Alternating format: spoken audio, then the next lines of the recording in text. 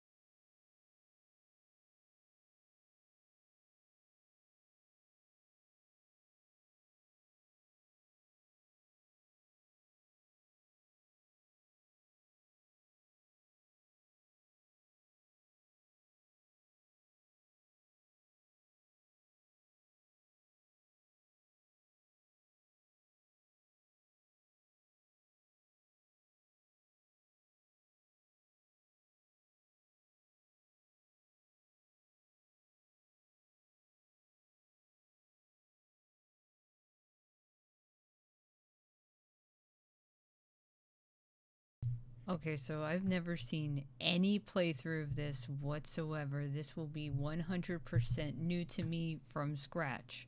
So when I'm reading this, um, I may or may not stutter.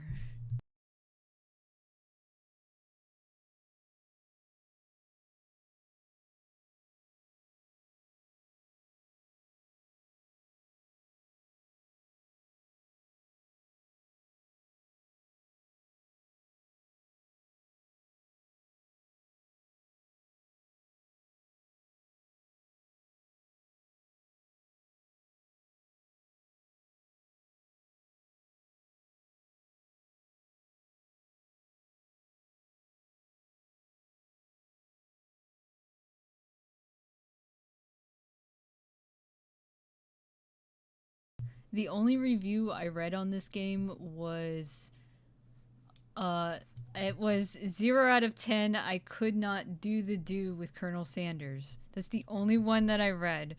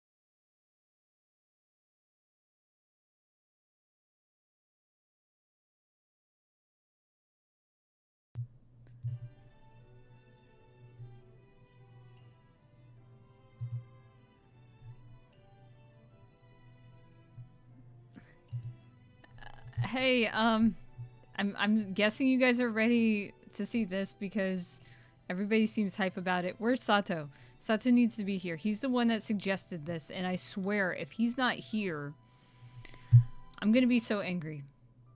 I don't see him. I don't see him anywhere. I'll need eye bleach. Okay. So I'm gonna go new game. We're just gonna go right in. Your name. My name is Sorath. I'm already messing up.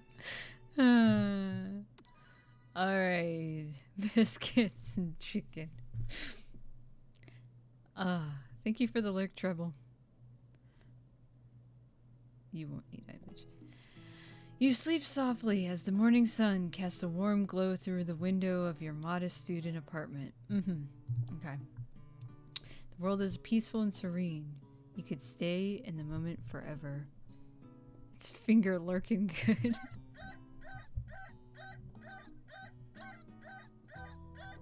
What the hell is that noise? Or make it stop. Or you can wake up. Now. Your first day of culinary school is no time to sleep in. Make it stop. Smack the clock. Oh my god.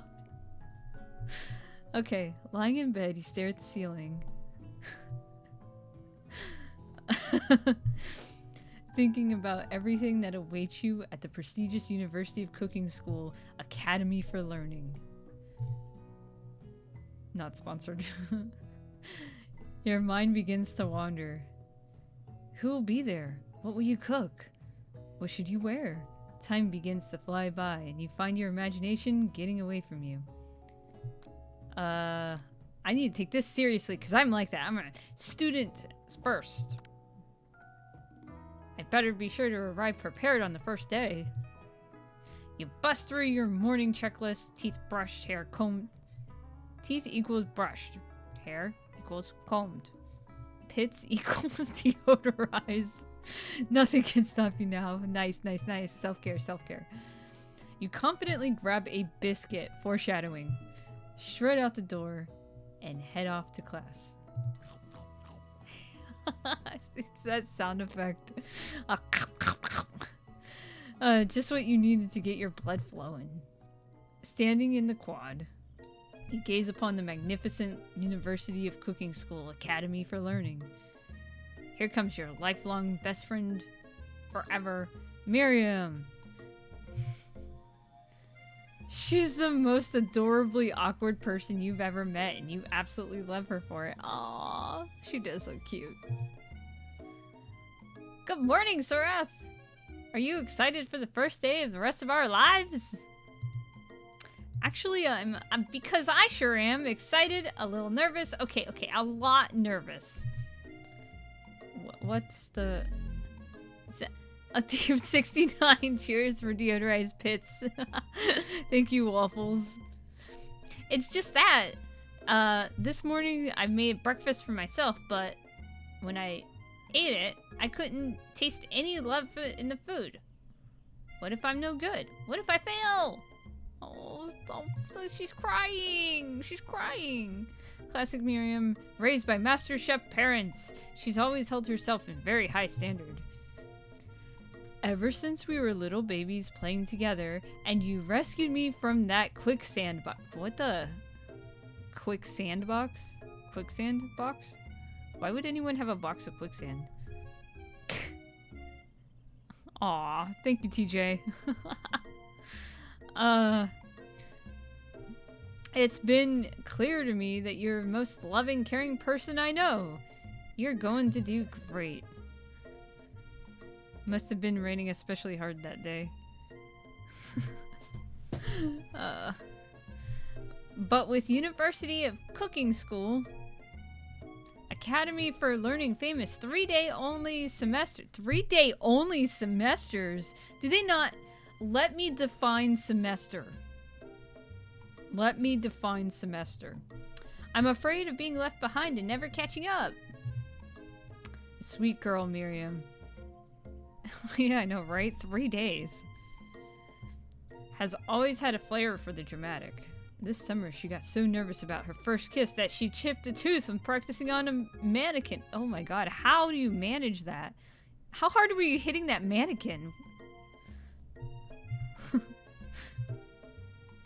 Should you pep talk her or change the subject and give her relief? Pep talk. Remember last month when we saw a fortune teller and had our tarot cards read? The lady with the mask who gave me nightmares? I've been trying to forget. She was smashing that mannequin.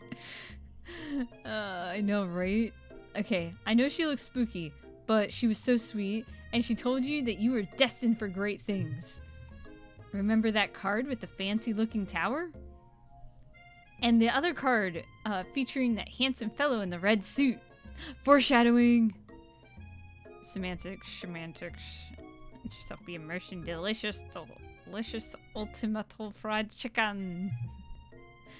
I've been waiting for so long to meet the handsome fellow I could call my own. Aw. And I'm sure you will soon. Foreshadowing. It's Ronald McDonald. No, he has a yellow suit. In no time, we'll be graduating, and you'll be delighting the world with your heartfelt cooking in no time. As you talk Miriam up. Okay. You can feel her nerves begin to ease. You know what? Maybe everything will be okay after all. And if not, at least I have these killer bangs. Can you believe I cut them myself? Yes, I can. I can. Yeah, I can definitely believe it. I cannot believe it. Before you can get another word out, you're rudely interrupted when somebody smacks your books and custom engraved measuring spoons out of your hands and onto the ground. Hey! It's Elijah, your arch rival. She's totally evil, but you can't help but be filled with jealousy. She can get anything she wants, and she knows it. Hello! Elijah? Elijah? Islay? I don't... How am I gonna say your name? I didn't see you there. Chicken shins? Rude. Ashley. That is the weirdest way to spell Ashley, okay? You leave Sorath's shins alone. They're perfectly normal shins. Ugh. Can't stand Ashley. Even her name is annoying. You know for a fact that it's actually... yeah. Ashley. But she had extra letters to make herself feel better than everyone. Ashley. If anyone here knows what perfect shins look like, it's us. We're not gonna let you or your weird insults get to us. Across the quad, you see Ashley's best friend, Van the Man. Oh my god. Has stopped to look at his own reflection in the mirror. What a god. His pants are so tight you can... Oh my god. You can see him casually working out his glutes while he styles his hair. No lie, they're rocking glutes. Gosh. Van!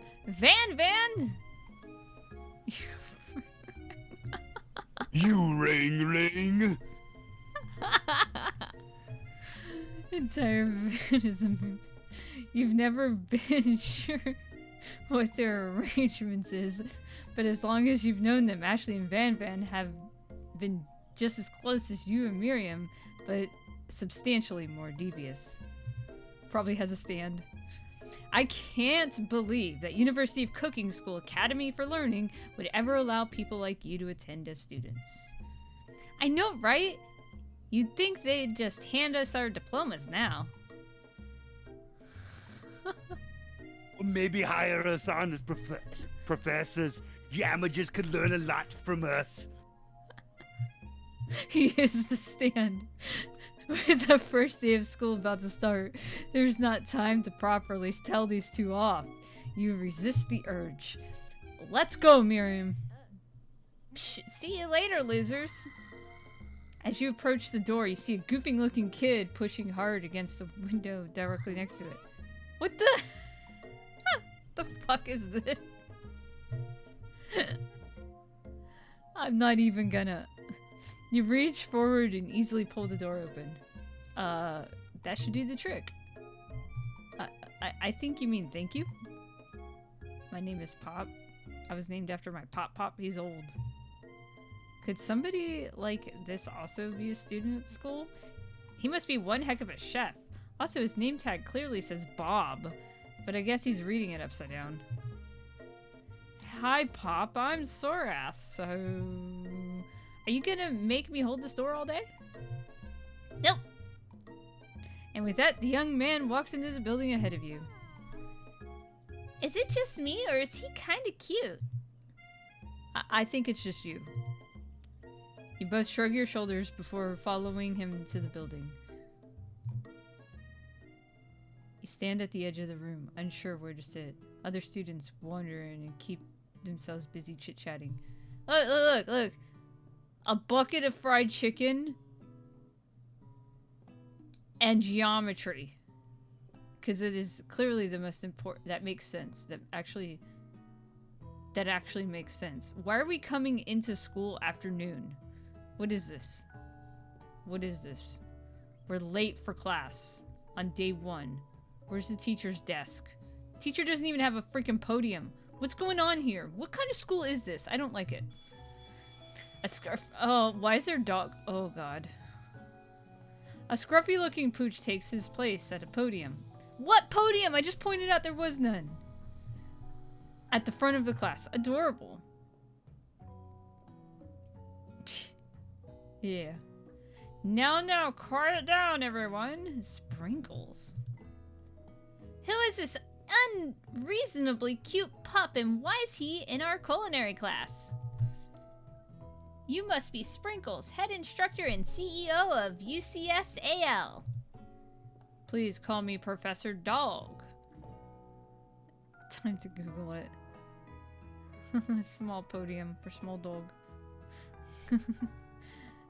I may be cute and little and fluffy, but I still demand respect. Woof! What? A cute dog is our professor. It's the best school ever. I guess only a dog's nose is capable of picking up the nuances of fine dining. Out of nowhere, wind begins to rush around you and swirl of cherry blossom petals fill the air inside the classroom. Okay. I'm chilly. Someone close the window. And then he walks in. You're immediately swept up in the aura of this new student and his remarkable goatee. Who knew anyone could be so handsome? Time stands still. It's him! It's... If it isn't my favorite student, Harland! Colonel Sanders interrupts Sprinkles. Sorry, Professor Dog, before he can finish his sentence. Please, call me Colonel. Colonel Sanders. Hushed murmur rolls through the classroom as Colonel Sanders walks down the aisle of desks. Suddenly the room is sweltering. Sweat begins to bead across your brow. You feel everyone is looking at you, and you're not entirely wrong. And this over here must be Sweaty Sweats a lot.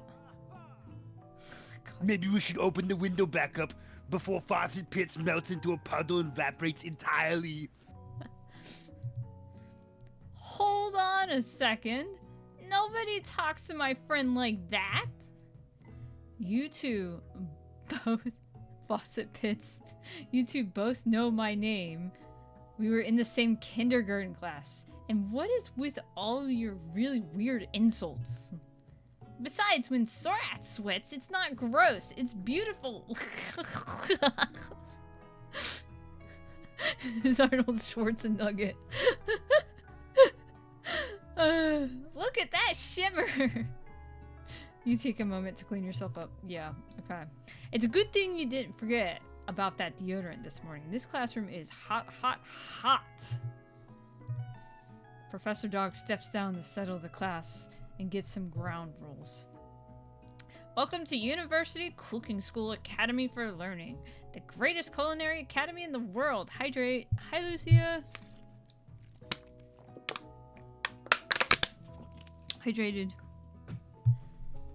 Hydrate. The birthplace of culinary legends past, present, and future. Many challenges await you. There will be tears. There will be blood. They might even be a really adorable tiny food. And when all's said and done, there will be a battle.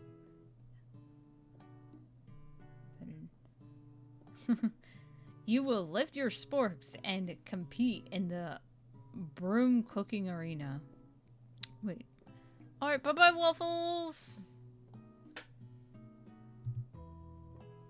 Just then, another student enters the classroom and interrupts the professor's rousing speech. What? Hi guys, sorry I'm late. I hope everybody had a good summer. I really miss... Quiet! Late to class is bad enough, but you're interrupting my monologue? You're the fast track out of here, young man. Are you sure you're even in the right place? Don't forget about me? Don't you recognize me? This is my 3rd year in the school with you as my teacher. Everyone stares at him blankly. Does no one remember me? You're expelled if you're utter one more word before I finish. Look how pissed off he is.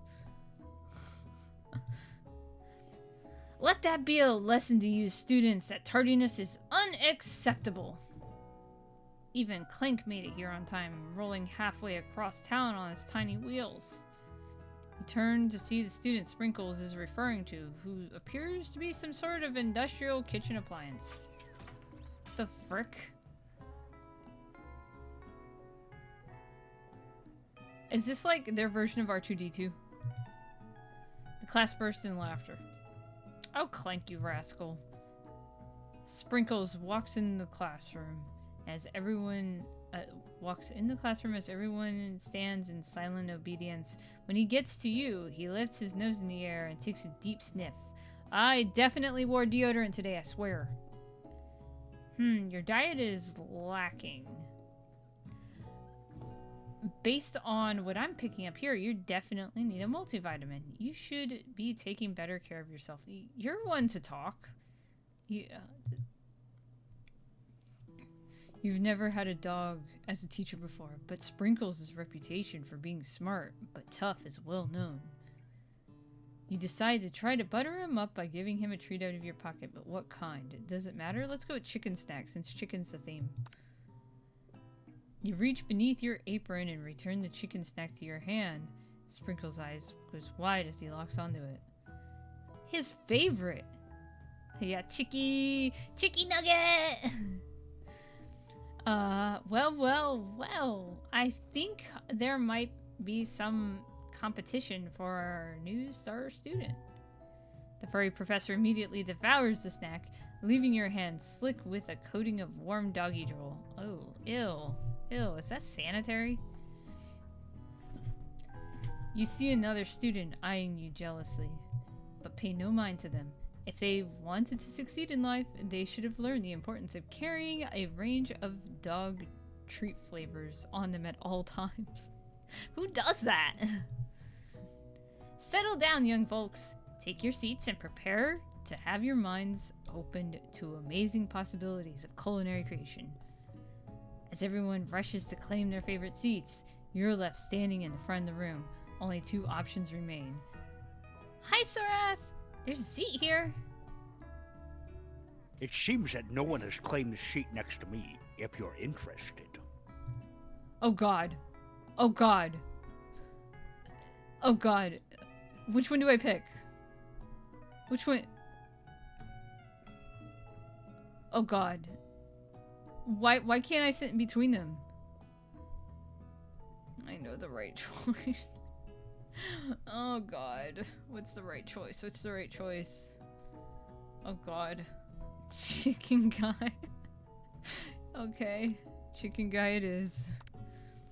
You move to take your seat by Colonel Sanders.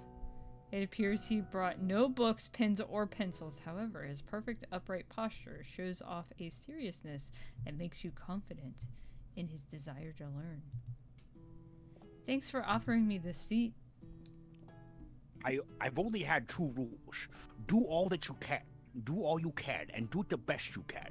It's the only way you ever get that feeling of accomplishing something. The... What? That's so inspiring. A little off topic if you ask me, but okay.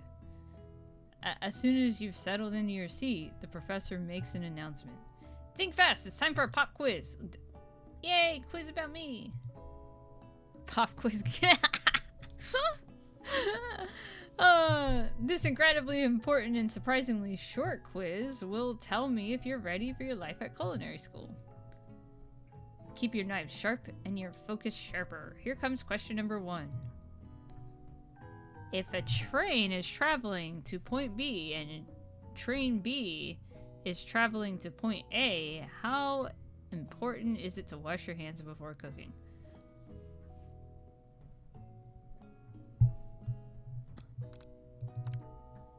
That's right. What does the train have to do with anything?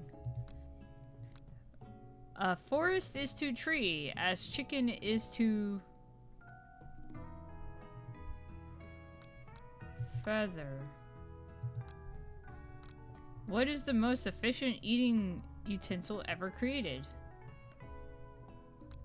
A spork? What food is best for a broken heart? Oh my gosh. Anything as long as it's prepared with love and not too much salt.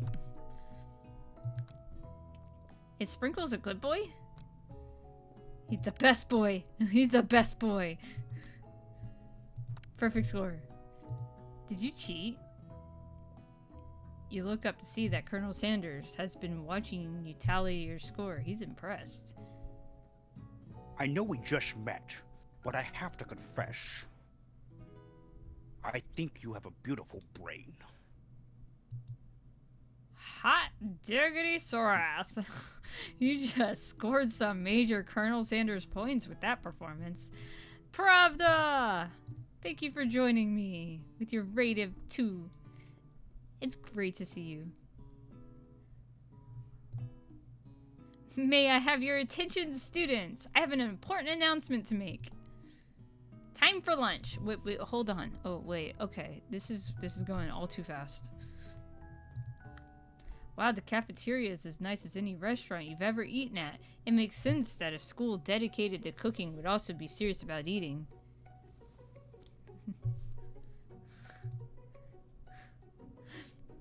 A delicious fragrance wafts through the room and tickles the end of your nose. Your mouth waters.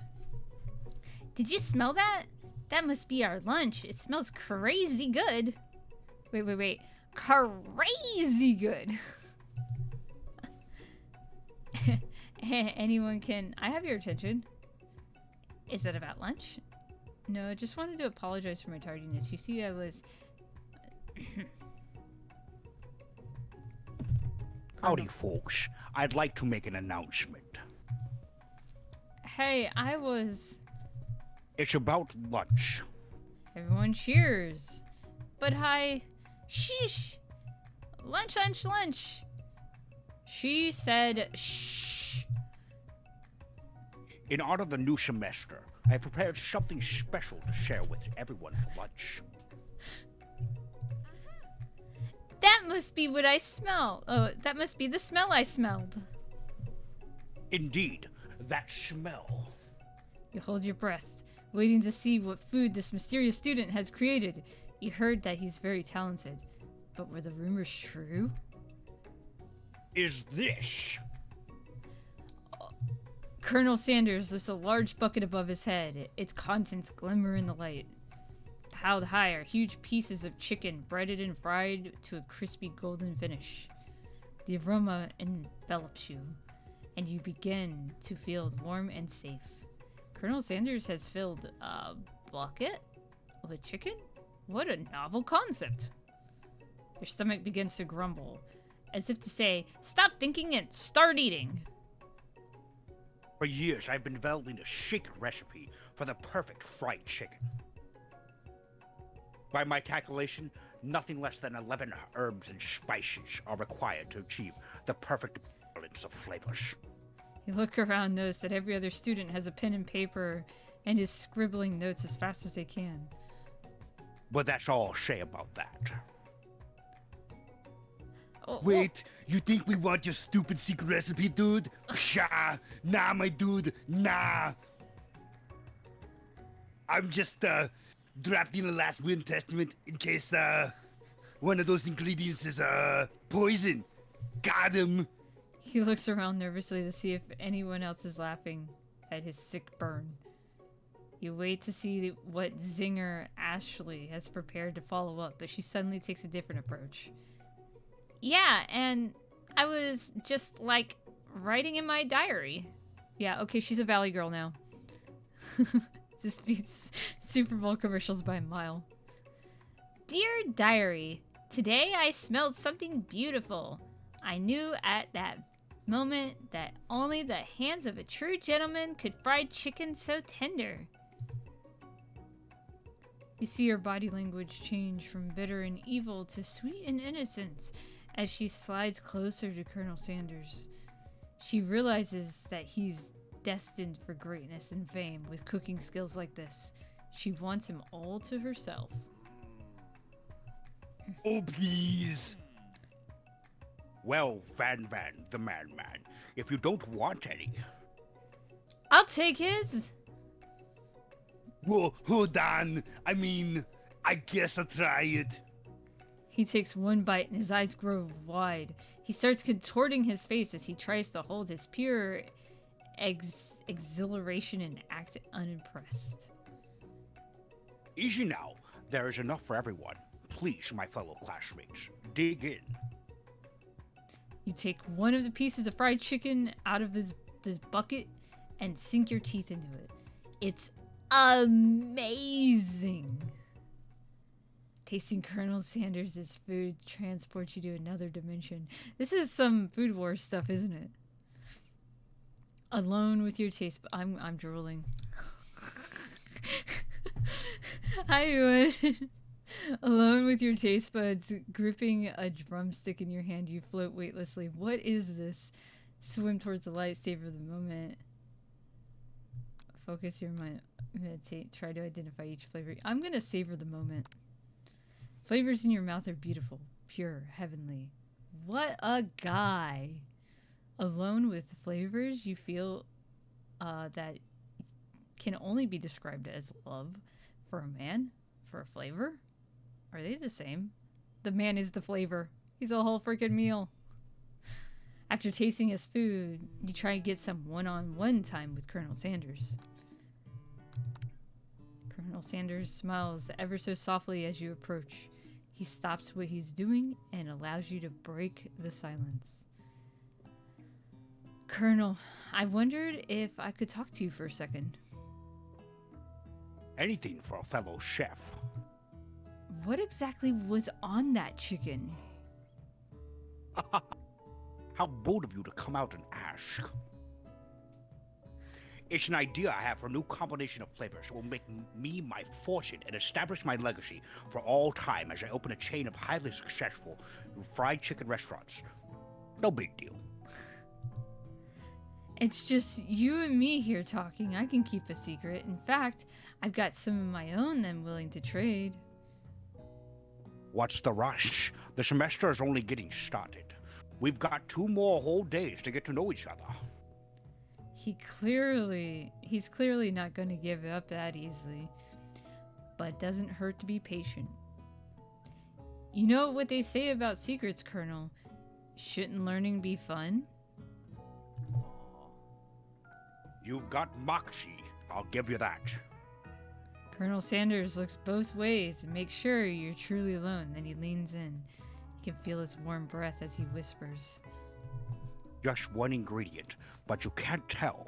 I use It's something my great-grandmother taught me.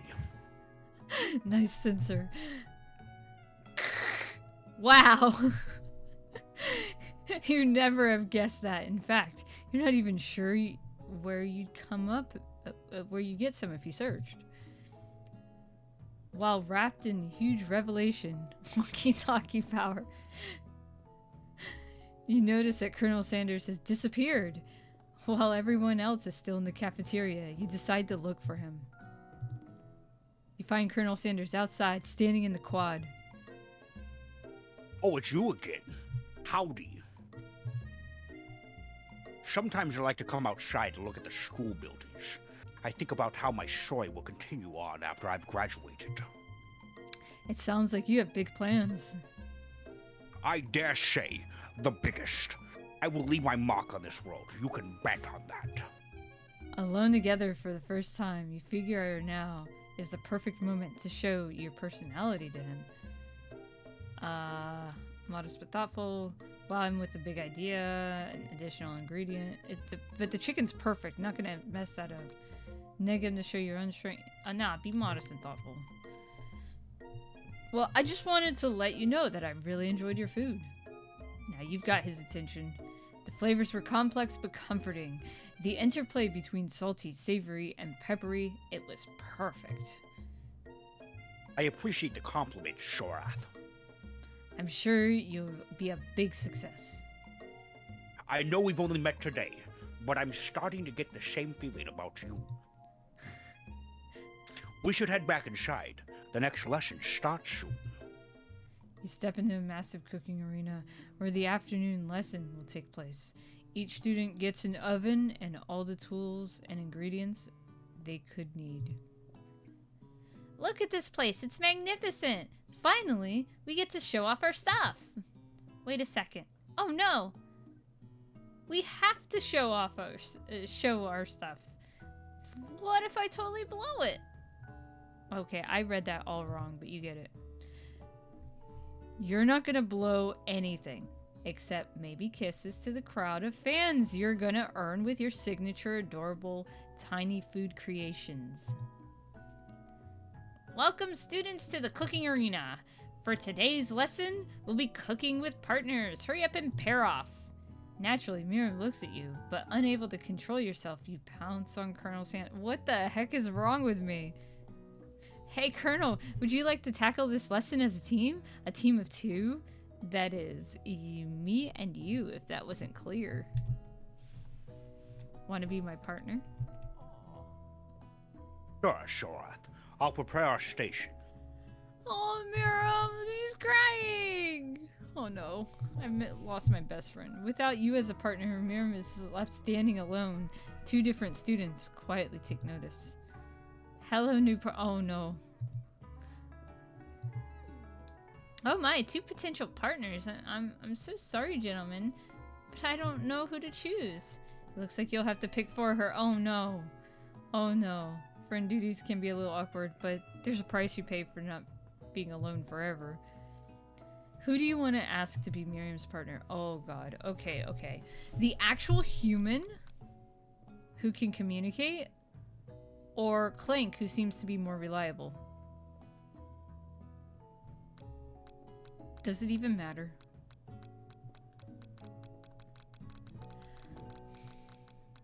I'm gonna go Pop. Pop gives a big smile as he steps to the same station as Miriam. I am Chef. He holds a banana and, without peeling it, proudly eats the entire thing. Oh boy. Oh boy. It's discerning, but Miriam is too kind to act grossed out. I love your enthusiasm, Pop. She looks at you like, really, this kid? But it's too late to change your choice now. Now it's time to focus on your own cooking classwork. Alright, you two, for today's lesson, we're gonna keep it simple. Pick a basic dish, divide up the steps. No chef is an island. It takes 2 flints to make a fire. You get the idea. Which dish do you suggest to your partner, Colonel Sanders? Steak tartare's easy enough. Using octopus, your grandmother's mashed potatoes and gravy. I'm gonna go with mashed potatoes and gravy. If you know anything about KFC, you know we're going there. He had little hearts floating around him. Did that mean I picked the right one? I've always been something of a down-home chef. I was thinking we could make something warm, inviting, comforting. Maybe mashed potatoes. And gravy? I couldn't imagine one without the other. Colonel Sanders cast a coy look at you, causing your whole face to go beet red. Embarrassed, you quickly turn away. I'll go get the potatoes. No, please, let me. Picking perfect produce is a passion of mine. Looks like things are getting pretty fresh down here. Does someone have a crush on Colonel Sanders? We're just cooking partners. Mind your own business. Sanders' heart is my business. And you'd better keep your fingers off my man. Did someone call for me? No. Jeez, Van. While I'm over here crushing on Sorat's dreams, you're supposed to be taking care of our classwork. That was the deal, remember? Colonel Sanders returns, arms full of peeled potatoes. He tosses them into boiling water and turns his attention to your old friends. Oh, howdy there, Ashley. Van. Are we working in a quartet instead of a duet now? Actually, no. It looked like Sorath was struggling, so we offered to give them a hand. You know how it is. These young amateur chefs need a lot of mentoring. Why is the I was music going so to loud? say, Oh my Colonel God. Sanders, maybe it could also teach you a thing or two about fancy food. Maybe one day you might be able to get up on my level. Ha! That's it.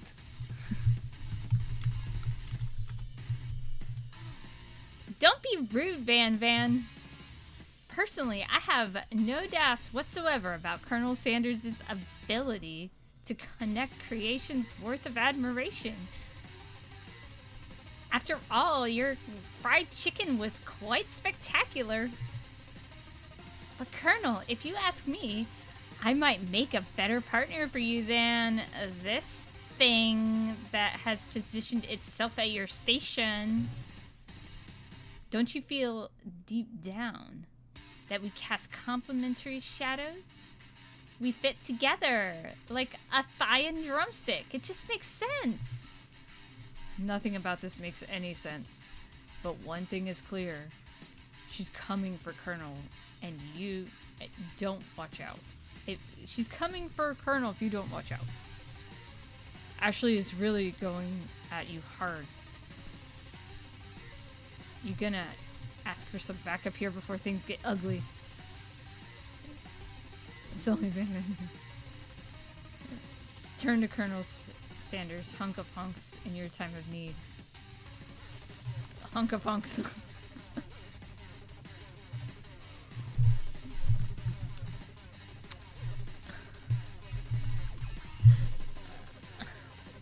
I'm here to learn. Partners are chosen at the beginning of class, so let's all respect that format, okay? You turn to Colonel Sanders to confirm that you're on the same page. I chose Colonel Sanders and Colonel Sanders chose me. Isn't that right? A businessman always respects all fair agreements, from contracts to handshakes. I took on Sorath as my partner for this activity, and I stand by it. Based on your team's behavior, I'd say you're the perfect you're perfect for each other. Neither of you has Sorath's natural talents or their loyalty. Being defended by Colonel Sanders leaves you feeling proud and full of potential. You look for Sprinkles in hopes that he might step in, but he's nowhere to be found. Darn those cute corgis in their short, little, sturdy stature.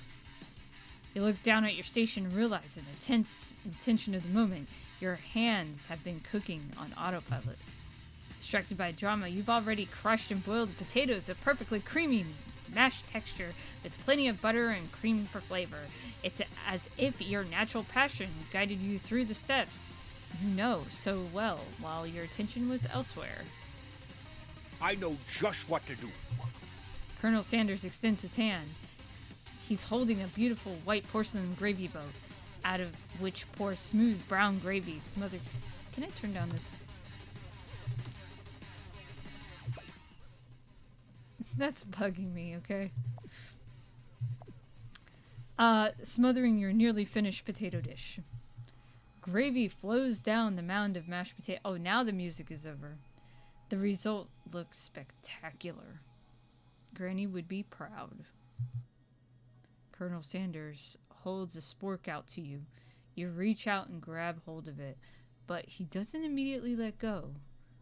The two of you stand, holding the same spork, and for a small moment, all of the madness and pressure in this crazy world stops. Your eyes lock. The moment is electric. Time stands still. If you love something, set it free.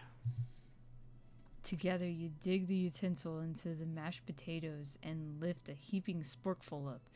When you see Ashley with a sinister look, you know she's plotting against you to be with Colonel Sanders. And then, filled with rage, okay, this music, no. No. Filled with rage and without thinking, you fling the sporkful of mashed potatoes right into Ashley's stupid, beautiful face. Van, do something! Do something! Scooping up a fingerful, Van tastes the dripping mashed potatoes and gravies and realizes that it's delicious! Horrified by this revelation, he slinks away. Will he ever be able to cook something with so much love and integrity? Hold on right there, Sorath. We do not waste food in the broom cooking arena. Colonel Sanders, I expect better from you. If you throw one more spoonful, you'd both better be prepared to eat it from wherever it lands. Can I has potatoes face? Van rushes back over and a covered dish in his hand. Mashed potatoes with gravy? Pathetic! In just a few minutes, I prepared a full meal. Gaze upon my specialty, braised tentacle of octopus in my silky saltwater sauce. Plated on a battle axe. I didn't fuck that up, you did. Plated on a battle axe blade forged by my supreme chef ancestors. You've ignored me for too long. That ends now. It is I who will have the first bite, and you will look on with envy. The interrupting student rushes at Van and swipes a plate of his signature dish right off the plate. No, don't! Something about this dish doesn't strike my nose quite right. I think this octopus was rushed and may have turned in the process. The results could be toxic. Too late. It has been eaten. I think I left something in the oven. I don't feel so good. It killed him! Oh my god! What the frick? What is this? Everyone step back. Don't take another bite. When you look back at the plate, the rest of it is gone. You notice the tip of the tentacle being slurped into Pop's mouth. Pop winces in pain for just a moment, and then almost immediately, back to his oblivious self. Oopsie. Tastes like poison. The entire class was gathered to watch Pop's final moments, shocked as his shock has frozen the whole crowd. They are as motionless as statues. The class bell rings, disrupting the moment and snapping everyone back into reality. Okay, I can turn up the music, right? It's done. It would appear that Pops' enthusiasm for trying new things, despite obvious danger, has inoculated him against poisons of all kinds. I'm not sure the professors here make enough money. Hello? I just turned into a ghost over here. Seeing that you're shaken up by that really annoying student and his nonsense, Colonel Sanders approaches you. I'm sorry you had to go through that. Please, let me walk you home. What? Like, for real? Oh, come on. You follow Colonel Sanders out the room. At night, the school building has taken on another vibe entirely. It's dark and more than a little spooky. Colonel Sanders stands in the quad's neon glow and speaks softly. Those mashed potatoes you made in class today. Before you go on, I want you to know they're not a great representation of my skills. I didn't even realize I was making them. They were amazing. Tasting them, it reminded me why I became so passionate about food to begin with. Colonel Sanders is getting choked up. Cooking is obviously important to him in a way that you find inspiring. Now might be the perfect time to tell him you're developing feelings for him. Colonel Sanders? Yes, Sorath. There's something I need to tell you. Hold it right there. There's something I need to tell you first. Oh, jeez. You see, when I was just a boy, I had a dream that one day I would be the greatest chef the world has ever seen. And every day since, I've been working toward that dream, day and night, never stopping, never resting, also lifting a lot of weights, like so many weights. Hi, Dragon Sword. We're playing a Colonel Sanders dating game.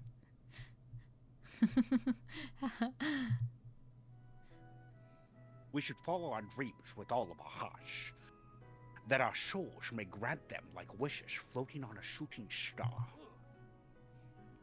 Hey, no, you, shut up. I'm the one here to say inspirational stuff and be the star of the story. Are we forgetting that your cooking literally killed a guy? You can't prove that. I also saw you kill that guy. What was his name? Somewhere in the distance, you hear a long, sad sigh. When you love the KFC chicken so much, you'd want to date it. Forget him. We're talking about me. Me. I'm the hero. The Spork Monster is here to fight a hero! What the heck? I think it left the fridge open. Later, nerds. How dare you threaten me? I was just letting down my guard and connecting... That's my lie. How dare you threaten me just as I was letting down my guard and connecting with another chef on an emotional level? God, what is this Spork Monster? What the heck is this? Do you see this? He's got like 8 eyes. Where did that even... What is he made of? Is that like potatoes? Be afraid. Be very afraid of me because I'm a monster. See? It's rhyming on purpose, or is that just... It was supposed to be a rhyme. I screwed that up. Mashed potatoes and vomit before colder. But before you can discuss syntax... I can't read. Syntax any further. It's a turn-based fighting sequence. What will you do? Oh no. Oh no. Guys. What do I do? What do I do? Help. Help. I'm not prepared for this. Okay. Eeny, meeny, miny, mo. Eeny, meeny, miny, mo. Can't defend against sporks. Violet. Oh my gosh, Violet. What? Hi. Thank you for the raid. I hate this game, but I love you. Here, have my friends. Thank you. Decide to attack Cook with love. Thanks, guys. Thank you, Violet. I just want to get away from the spork monster. Is that okay? Can I just get away from the spork monster?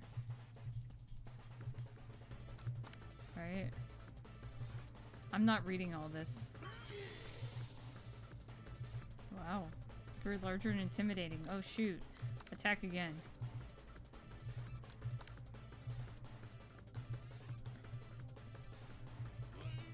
Yeah. Oh, Source. Thank you for the follow. Spork Monster uses utensil. I'm not liking this music either. What do I do? Okay, what if I defend? I'm not cut out for this. Vile villain, your reign of terror stops here. Colonel Sanders summons the energy of 1,000 chickens! Octopi, I will punch. Pot Pie Power Pinch does 10 damage. Spork Monster is defeated.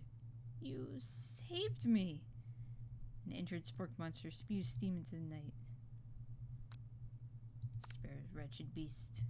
You managed to tamp down your disgust at the sight of the gnarly beast long enough to realize that he is still a living creature with a pure soul who deserves your pity, not your wrath. That's good. That's good. Be gone, beast! And don't you dare come back for a follow-up encounter tomorrow. I won't forget this, and I certainly won't be back, like you said. The Spork Monster scuttles off into the night. The defeated monster left behind a special item. It appears at first to be a cookbook, but upon closer inspection, it is so much more. It's a book of magic spells, with a golden chicken on the cover. You open the book and find a library card tucked inside. I can turn up the... There you go. The last name to have signed it is Borko. Borko. Borgo. That name sounds strangely familiar. Your blood is pumping as you stand in the quiet of the night, holding the mysterious book at your hands. As you come down from your battle buzz, you realize that your final attack has left you completely depleted. The world around you begins to fade away. Without any energy to keep your eyes open, darkness overtakes you. The image of Colonel Sanders flashes before your eyes as you fall asleep. He must have helped you get home. In your tired state, you didn't know if you could have made it without him. What a guy.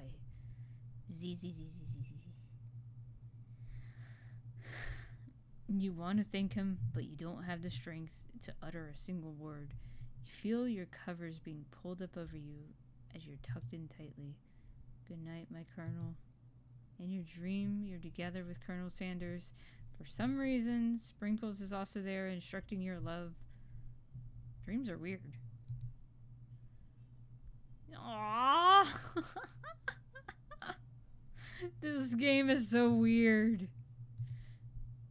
You awake on day 2 and attempt to process the wild visions you had. Were they memories or premonitions? And then there was that secret ingredient that Colonel Sanders went ahead and told you outright. Not much of a secret, huh? It's probably because he actually trusts you so much. Sure, that makes sense. We'll go with that. You met up with your bestie in front of the school. Before you can tell her about the encounter with the Spork Monster, she launches into a story of her own. Okay, I know this might sound a little strange, but I think it might be, I might like Pop. Like him? Like? I know it sounds like it's moving too fast, but there's something about him. I like him. Like him. We got to talking after classes, and he's actually a totally sweet guy. Not only that, but he's really smart, and he told me all kinds of stories about Colonel Sanders. Did you know that Colonel Sanders enlisted into the army when he was only 3? Not only that, but he found a special unit of super soldiers who all wore the same hats just because he put a hat on one time and thought it looked cool. But Colonel Sanders doesn't even wear a hat. He wears a ribbon tie. Either way, maybe it'd be best if you took it slow with this new boy, like I am with Colonel Sanders. You and Colonel Sanders, the coolest guy in school? The most famous student to ever attend the University of Cooking School Academy for Learning It? You're a thing now? We definitely connected yesterday. Sure you did. You're great. Why wouldn't he be into you, I guess? Laughing at the implication that you and Colonel Sanders might be a thing is definitely not cool. You are great. Okay. You have an idea about how to prove that your love is real. Well, if he's not into me, why did he tell me one of his secret ingredient? Your bestie's eyes lit up. A secret ingredient? Yeah, I just said that. A secret ingredient. Is there dramatic echo in here? Miriam checks to make sure you're alone before continuing. So, this summer, while I was on vacation with my family, a lovely man approached me in the botanical garden where I was wandering. This can't be good. He told me about his passion for spices. Secret spices! The man gave me some to show me what he meant. He said it was a powder created from a super duper rare dried flower petals, and that if I did him a big favor, I could have some of my own. Please, Miriam, don't tell me. So I filled my suitcase with them and brought them home. He was so nice. He met me at the gate when I arrived. Later, when I cooked with them, a very strange feeling came over me. The flavor was unlike anything I've ever tasted. I think you're being very liberal with the meaning of spices here. Whatever. Anyhow, we both share an interest in cooking, so whenever I stay in touch, you know, like pen pals. So, I'm reading this wrong. I bet he would love to know more about new spices. Well, I'm definitely not supposed to share Colonel Sanders' secret recipe. And besides, I only know the one ingredient, so I doubt it'd be much use to anyone. Please, please, please! It would mean the world to me. No one has to know it. No one has to know it came from you or from Colonel Sanders. I can't read anymore. Make up a fake ingredient, quick! It was Eye of Newt. Oh god, that's a bad one. I know, sounds like something out of Witch's Potion, but what can you do? Eye of Newt, wow! Her eyes light up imagining the thing you figure that you're... I can't read, hold on. Her eyes light up imagining such a thing, and you figure that you've satisfied her curiosity, and she'll move on. However, she immediately turns around and does some thumb typing on her phone that you can't quite see, and it's probably not good. Before you can ask her to confirm what she definitely was not texting secrets to other people, you're interrupted. Yeah. Samsara! Thank you for the follow!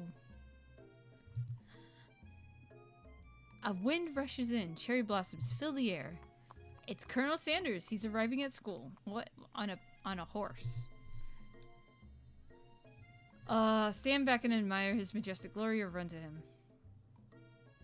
I'd probably just admire, to be honest. Colonel Sanders' horse stirs a thing of beauty. Without ever acknowledging that he's been watched, he does a short horse dance before dismounting with a flourish. He then slaps the beautiful creature gently on its rear, sending it running free to the countryside. You are so struck by the sight of him that you lose the ability to speak coherently. Sounds about right. Oh, I didn't realize anyone was watching. Don't worry, he knows his way home. You attempt to compliment Colonel Sanders, but the words don't come out quite exactly right. What a horseful beauty you have. I mean, what a horseful beauty you. Dang it, that's just what I just. Being a good friend, Miriam attempts to cover for you. Oh, Sorath just gets really nervous around people they like. What? That's not helping. I mean, they got food poisoning and were up all night. It was gruesome. You should have seen it. She gives you a wink and a smile, as if to say, situation handled. Can't blame a girl for trying. And with that, Colonel Sanders disappears into the school, leaving you and Miriam to follow. When you enter the classroom, you can see your two rivals, Ashley and Van Van, are doing something bad. By the way they're hiding, you know it must be really bad. Okay. Apparently I have lost all ability to read.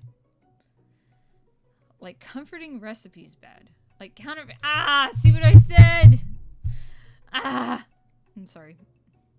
Like counterfeiting recipes bad. Experimenting with restricted ingredients bad. Summoning a demon bad? Okay, to be fair, I'd probably summon a demon just for funsies. You try to get a peek over Van Van's hulking shoulder, but he sees you coming. Van Van. Whoa there, little one. I'm not sure you're ready to handle this. Why don't you make like a bee and mind your own wax, honey?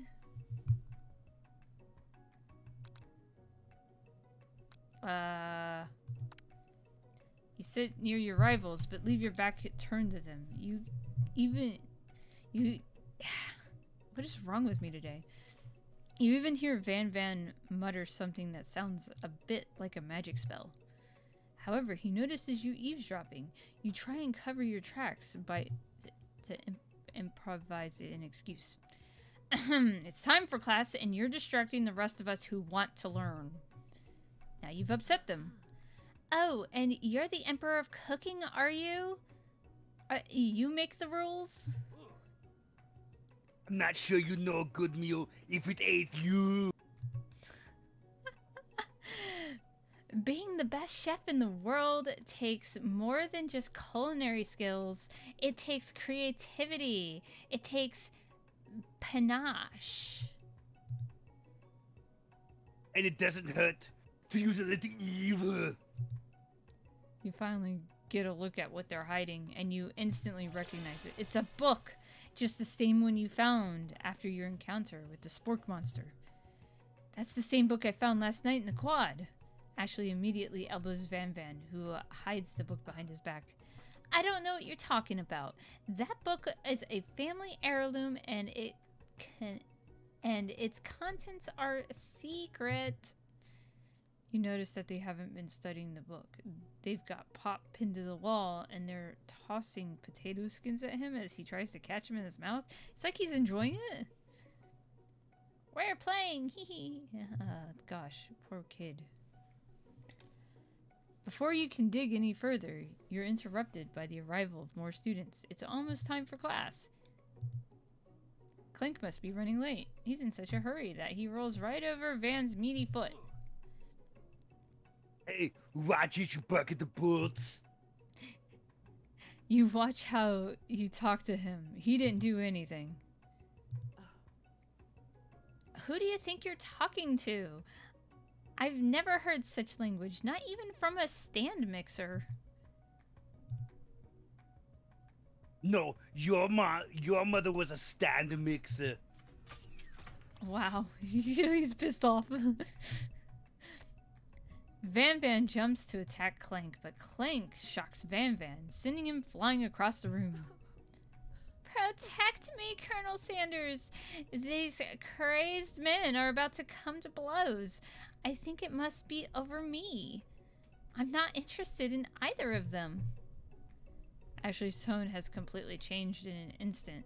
She bats her eyelashes at Colonel Sanders. Surely he must know that this is a ruse, right? Gentlemen, get a hold of yourselves. Save it for the arena, at least. or don't. Honestly, what do I care? I've got lofty career aspirations to focus on. Maybe I can help you with your business plan. Justin, Captain.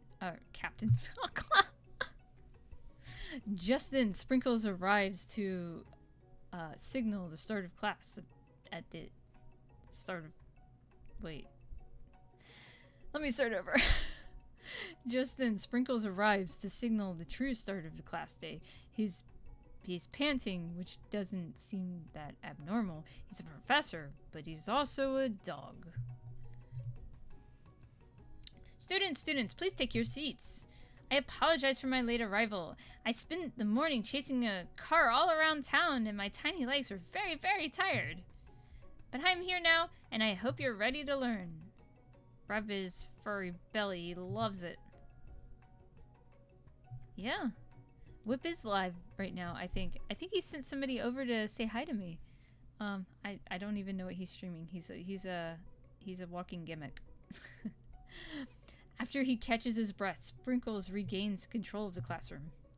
Without further ado, we'll review the global history of my favorite fowl, the chicken. Okay, guys, did you notice how he reprimanded somebody for being late yesterday, and now he's the one that's late, and he's just like, yeah, it's cool. The heck? You want to pay attention to the lesson. You truly do. Which is why, in 1776, at the signing of the Declaration of Independence, it was a chicken who first signed their name. But you can't help but daydream about Colonel Sanders, and you miss most of the important parts. When you come to, Sprinkles is holding a tray of food in front of you. Well, Sarath, naturally this appears to you to be a simple platter. Which item do you want to sample? Oh gosh.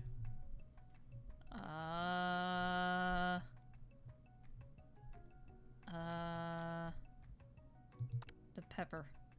A brightly colored pepper stands out from the other items. It sparkles in a most eye-catching way. So naturally you reach out, grab it, and eat it right away.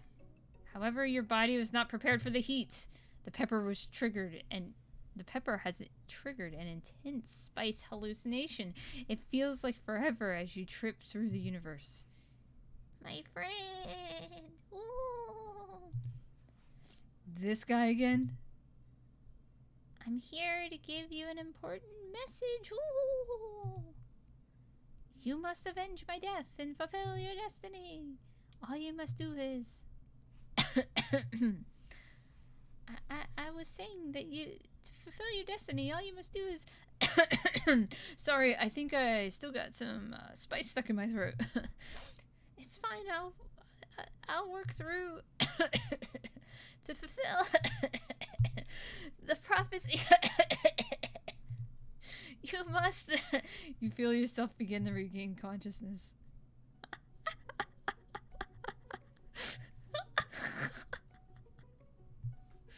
That was kind of fun, actually.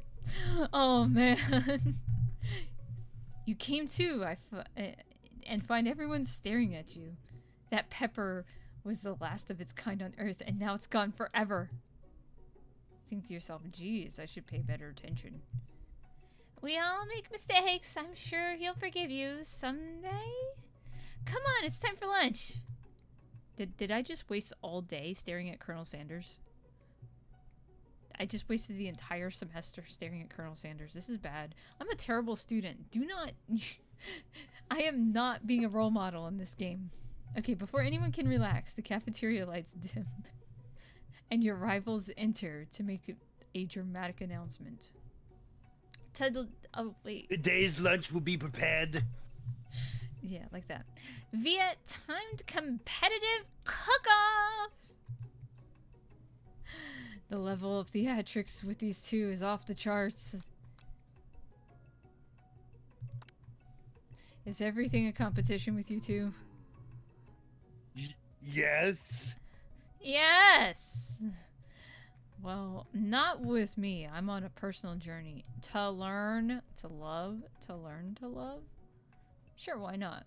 But definitely not to consistently battle. Tell that to anyone Pokemon player ever.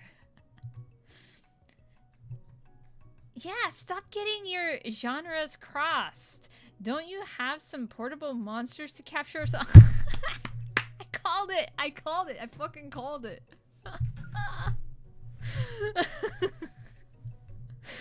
I'm sorry. I need to eat if I'm going to have the energy to sustain my education and pursue my dreams of being a master chef. How are any of us supposed to get anywhere? Oh wait, that's Miriam. How are any of us supposed to get anywhere if we're consistently fending off challenges from every know-it-all with an apron? Sarath and his clairvoyance. Sheesh. Besides, I already brought my own lunch. Sorath, you should try it.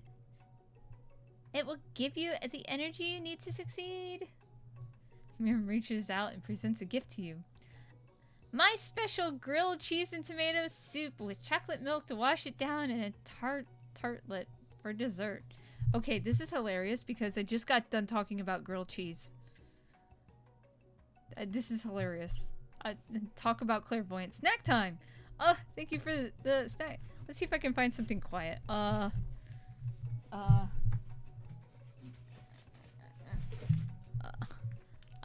Snack time. I'm gonna have a Nutri-Grain bar. It's after I open it, it's quiet.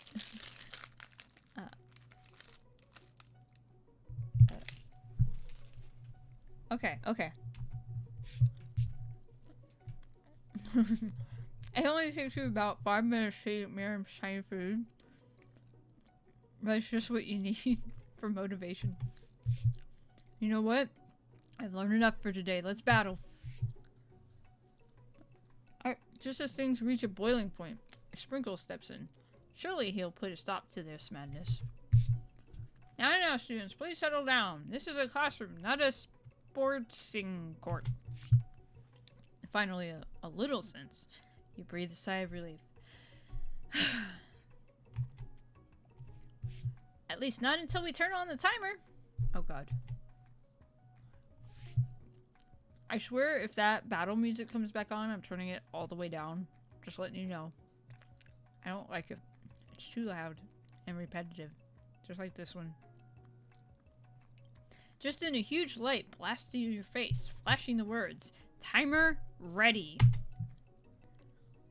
That's what I'm talking about. Awoo! Where's all my Awu allies? Or do I have any Awu allies in the chat? Do I have any Awu allies? Hold on. Let's see if I can find Keenan. Where's Keenan?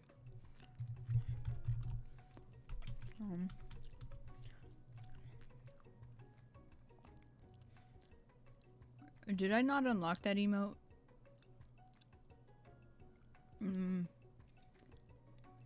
I have no Awu allies in chat. Oh, darn. Woo! Okay. I stand corrected. If it's a battle you want, it's a battle you'll get. My bestie can best the best of them. Oh. Best believe it.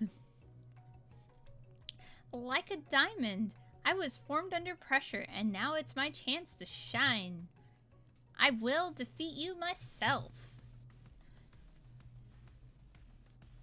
This battle music's not that bad. You had his chicken, and you made mashed potatoes and gravy on day 1. And you're feeling like you can really impress him here again. It's time to boil some water for the potatoes. Think fast. If the timer runs down, you'll be forced to pick randomly. What temperature does water boil at? That's right. But how would you have even gotten to school without knowing that? Winner gets to rub my belly. Let that entice you. Let that enticing offer motivate you. You're going to need to season this chicken before you cook it. You don't know Colonel Sanders' recipe exactly, but you have an idea. How many herbs and spices? Oh god, I'm having a brain fart. Was it 7? It's 11. It's 11? Oh god. Oh god. No. No. I thought we were besties, Shorath. I'm sorry, Colonel. I'm sorry. I've seen schnauzers with better sense than that. And miniature kinds, no less. Now that you've gotten some basic steps going, it's time to evaluate your craft. What state of mind offers, Gratitude. Oh, thank you, Colonel. It's almost as if I'm cheating, right? I'm not cheating. I don't know what you're talking about. No, I'm your cooking partner this time. Don't worry, Shorath. This is awful. I'm sorry. That's right. You must never take this opportunity for granted if you hope to succeed. Classmates are rooting for you, but Ashley is simply stronger and faster than you. You'd better pick up the pace if you want to survive. When you were a child, your father told you never forget where you came from. Every day, you meditate on his advice and draw energy from that place. Now, what could be a good place to harness energy? Where does it come from? Small town. I wasn't fast enough. You'll get it next time. Don't worry, Shorath. A horrible start. Next question. Try to shut out the noise of the arena and focus on your cooking. Okay, hold on.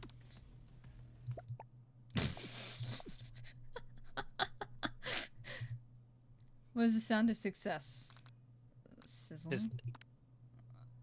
Oh, I guess I was wrong. Sorry. Sometimes you've got to make progress.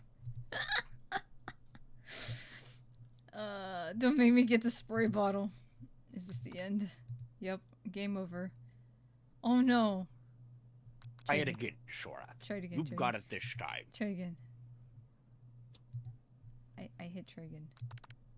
Come on. Is it really game over? Oh, try again. I know what temperature water boils. I swear. It's legit not moving. Maybe click on the fast forward button. No. Oh.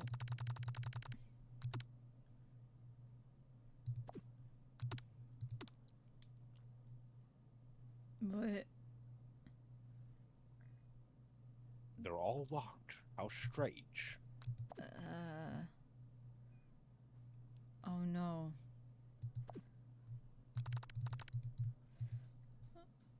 Oh no.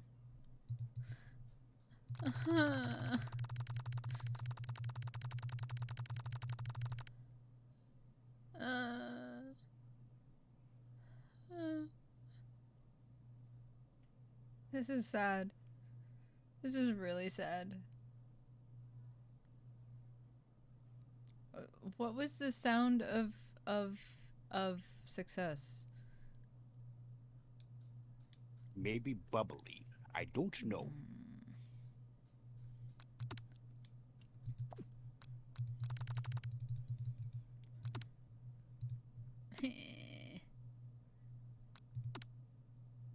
Wait, maybe if you go to continue. Shorath. Maybe that... Oh.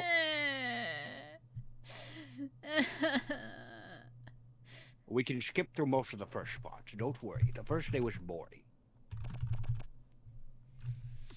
Can I just skip everything? There's a fast forward button there for a reason. That's true. We might be able to. If we harness the power of the Red October.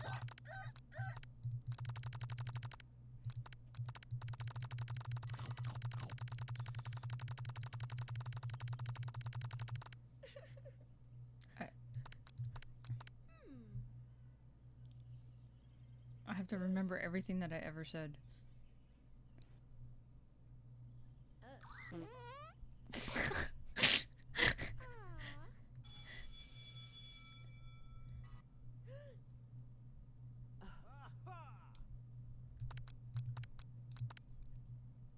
So how's everyone's day?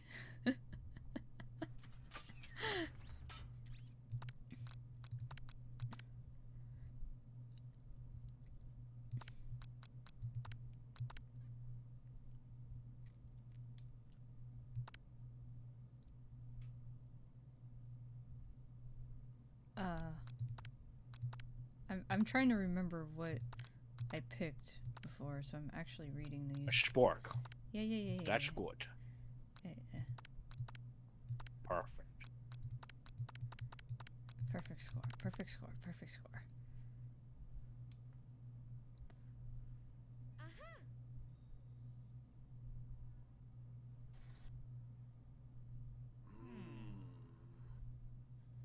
This is trippy.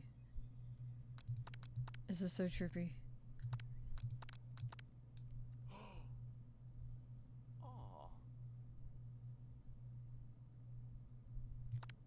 That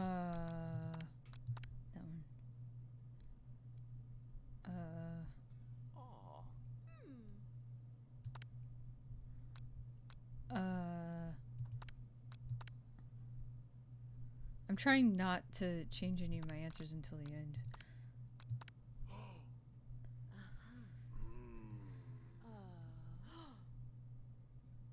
Look at her, like, flapping her lashes.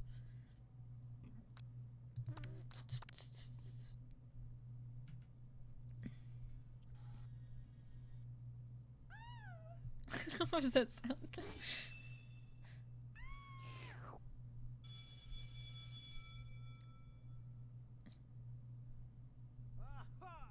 Oh wait, we're getting to the spork monster. Did I do what I was supposed to do?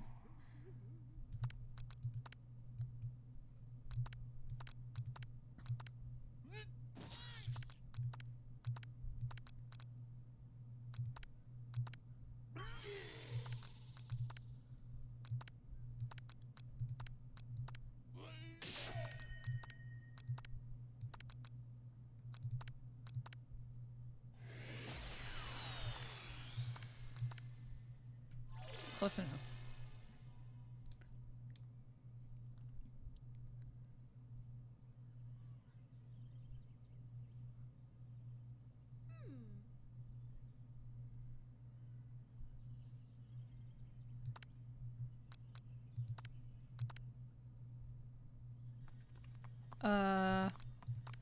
Yeah, let's see.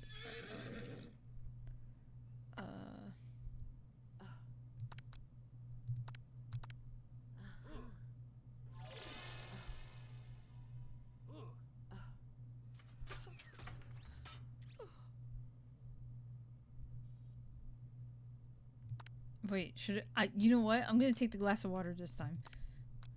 I wonder what will happen to the glass of water. It's cool, crisp, with the pure snow mountain spring. Hey, that was mine. It was from my favorite toilet. You owe me $6. Ew! And you've got excellent taste. Think to yourself, geez, you could play better attention. Okay, so it didn't really matter.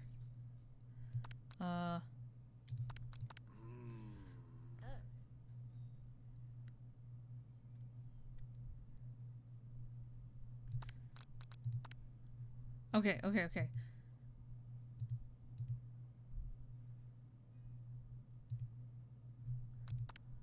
Haha. Tail wagging intensifies. Gratitude? It's gratitude.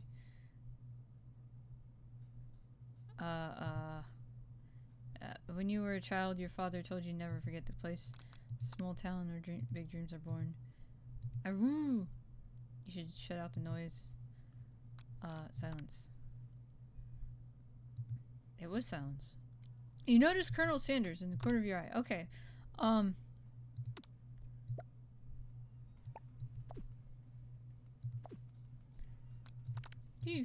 Okay. Now, let's go. I believe in you, Shorath. He's suddenly cheering you on. Which would be awesome, except knowing he's watching you makes you totally forget what you were doing. Now all you can think about is Colonel Sanders.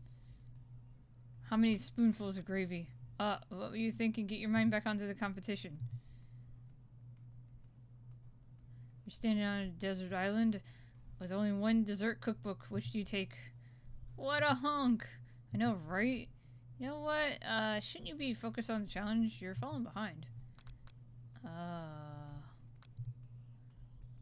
What is wrong with this? Woof woof, you're really struggling to keep up. Next station over. Ashley has already begun plating elements on the dish. It's colorful and complex. To make up time, you toss your biscuit dough into a stand mixer. As you do, the crowd gasps. Ew, yikes! I know you love nothing more than to see a fellow appliance utilized as a kitchen battle, but sometimes that means sacrificing the personal touch. You might not have any hands, but Sorath does, and a good chef needs to be touching the dough to know it's properly mixed. There's an easy way and a hard way. You don't get far by going the easy way. When you hear everyone talking, you realize how serious your error was. You immediately shove your hand into the mixer and rescue your dough before it's overmixed. Sorath, no! But you're not fast enough, and your hand gets stuck, and it's immediately crushed by the quickly spinning beaters, and there's no way you'll be able to use that hand for the rest of the match. Colonel Sanders shakes his head in shame. What you often find is the easy way can turn out much, much more difficult. Everyone, stop what you're doing now. This battle's over. It can't be. I was so close to finishing my dish. Sweetheart, look at your hand. You simply can't go on. Oh, that's too bad. And here I am with a completed dish ready to serve. Surely that makes me the winner by default. No, it wouldn't be fair to compare the two on account of Sorath's injury. You see Sprinkles begin to lick his doggy chops as he looks at the locks. The dish. But I suppose you should at least tell us what you prepared. Well, because I'm the sweetest, I skip straight to dessert. Under this white chocolate dome, you'll find a wide array of delights, taking you on a journey of flavor that tastes good and tells a story of excellence. I was going to ask Sorath to do the honor, but since you're injured, I'm afraid that pouring this creamer of a delicate hot chocolate sauce might be too difficult. Colonel Sanders, if you wouldn't mind lending me your strong, steady hand. Colonel Sanders pours the hot chocolate sauce on top of the dome, causing it to melt away, revealing the ingredients hidden within. Ooh. Inside, you find a delicate fried cheese croquette atop a slice of honeycomb, ice cream 2 ways, tender nougat, and pearls of blueberry jelly. The heck? I don't think the... Okay, whoever made this, I don't know if they understand what's going on here. Colonel Sanders seems intrigued, but perhaps not impressed, as he dips his finger into the chocolate sauce. Simplicity isn't your strong suit, is it, Ashley? Oh, you. As he places his sauce-covered fingers to his lips, Ashley leans over and whispers something in his ear. A dab of sauce sticks to his mustache. Internalize the rage you feel. Just internalizing my rage. Don't worry about me. The flames cause your eyebrows to catch fire and turn to ash, and they fall off your face, which means people will have a hard time understanding your emotions for the rest of the semester, perhaps forever. Wow. My eyebrows caught fire? That's Wait. a pretty powerful flame there, Sorath. Keep What? that controlled now. I'm confused. Embarrassed and ashamed by your poor performance, not to mention your crispy fried brow, you run for the quad to be alone. Oh my gosh. Beautiful weather seems like an insult. Inside of you, a storm rages.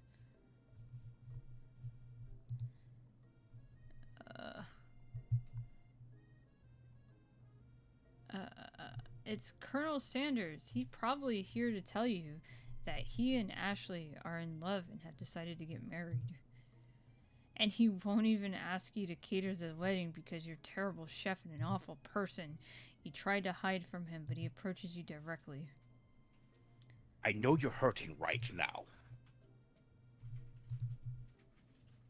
Not just from that devastating loss, but from that run-in with the mixer and that small fire. We should get that checked out. I'm fine. Can't you just leave me alone? I'm a loser. I'm not fit to fill your fryer. I'll never be a master chef.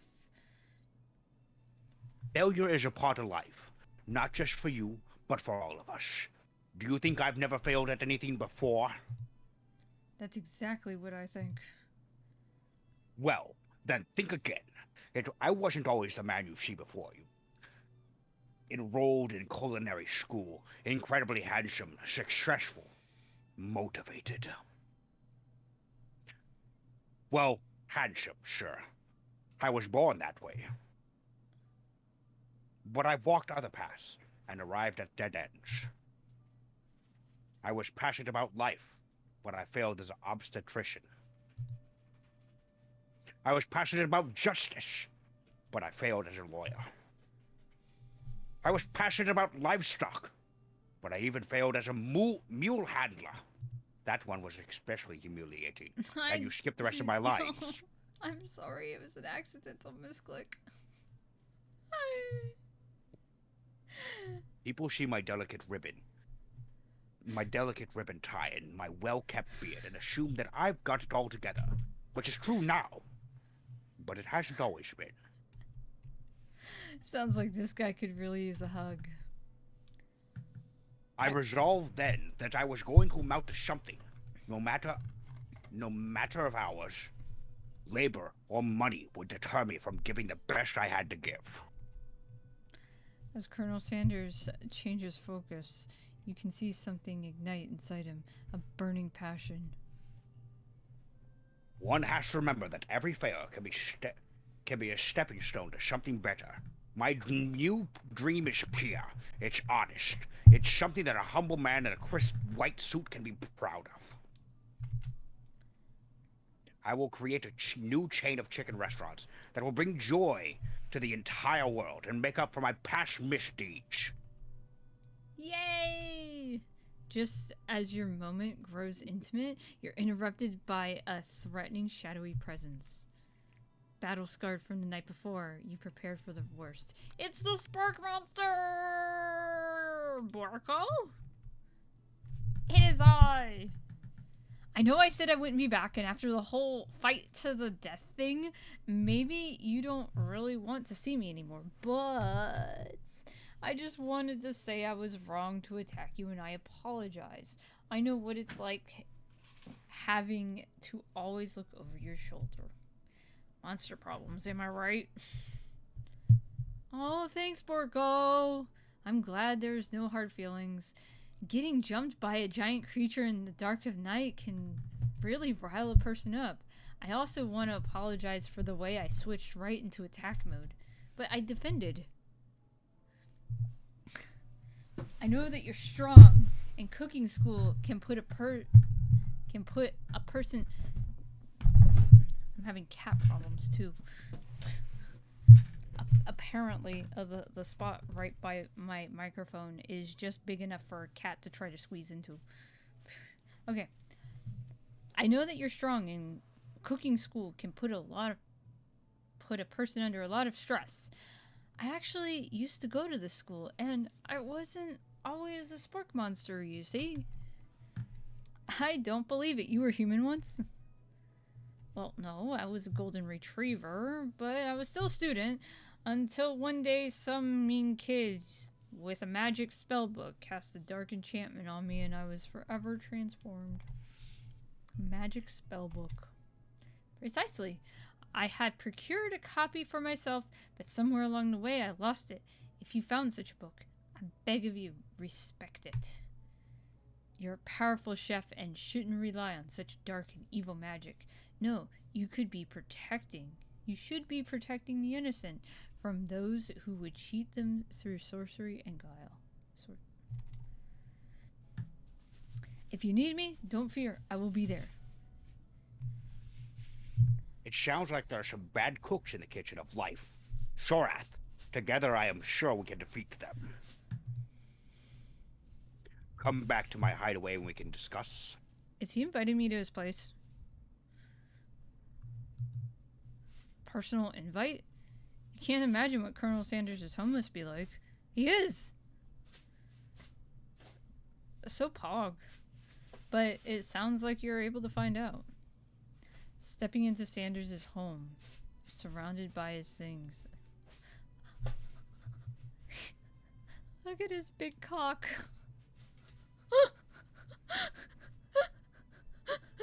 Stepping in, you start to feel a special bond with him.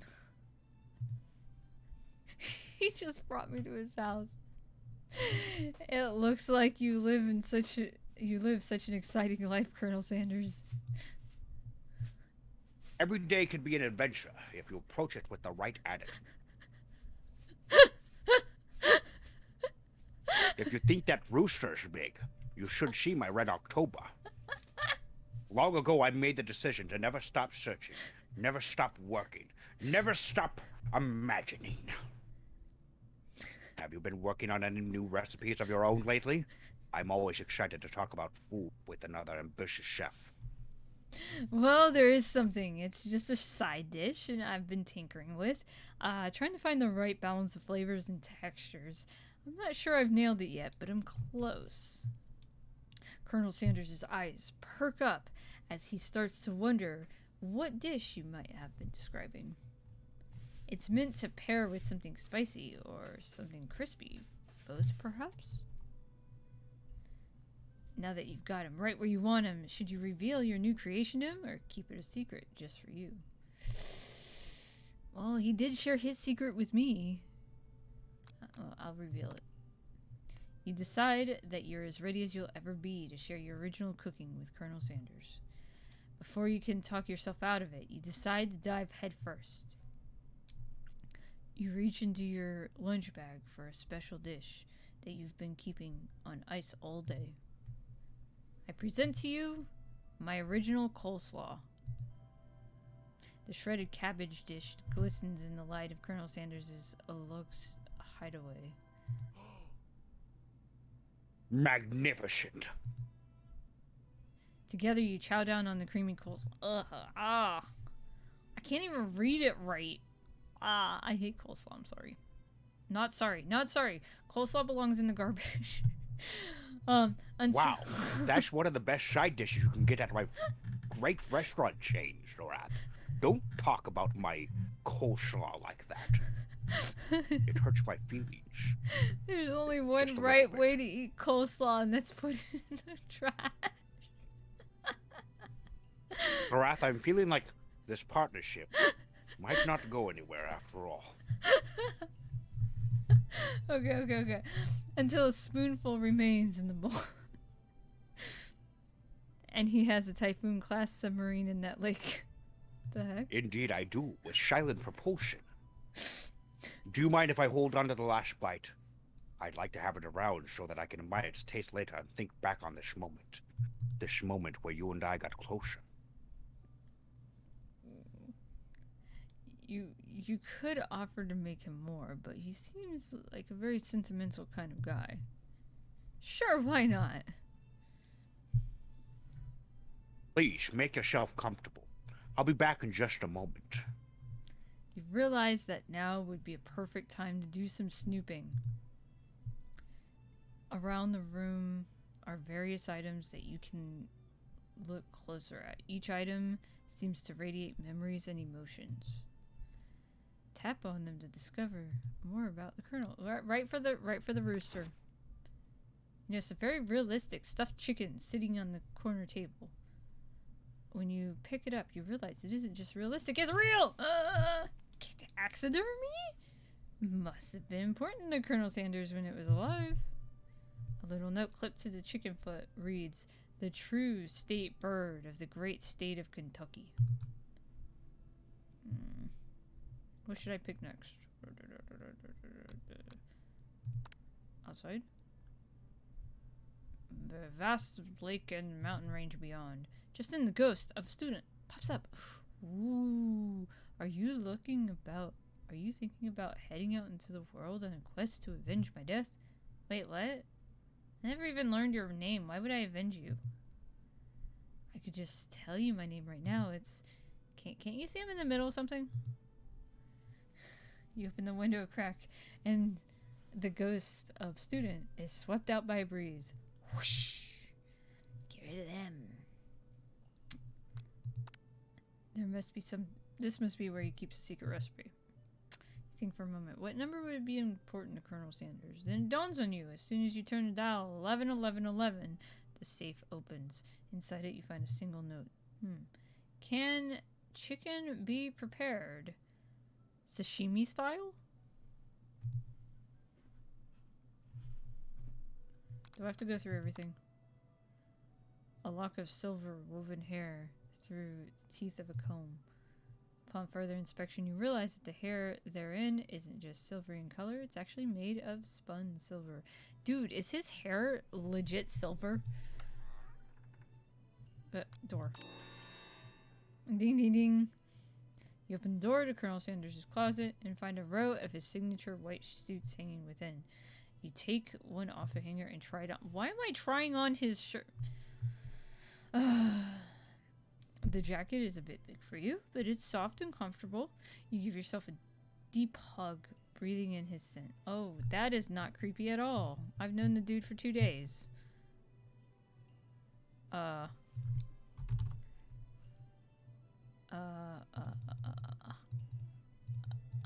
spamming the chat with hugs, because I need a hug for myself. Hugs, hugs, hugs, hugs, hugs, hugs. These count for bear hugs. Bear hugs. There you go. Hugs. Okay. I see you found my James Bond suit. That's from the old days when I was playing in the film Dr. No, the first James Bond film movie. Before you can look any further, you hear Colonel Sanders returning.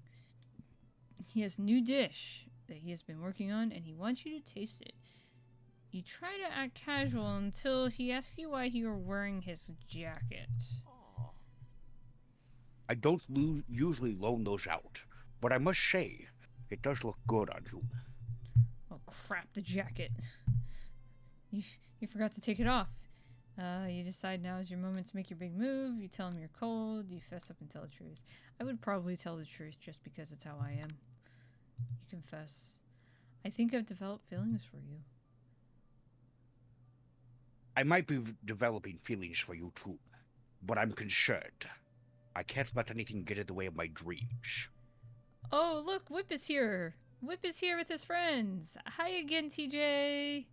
Raid. You know what? I didn't get a chance to play my raid message, did I?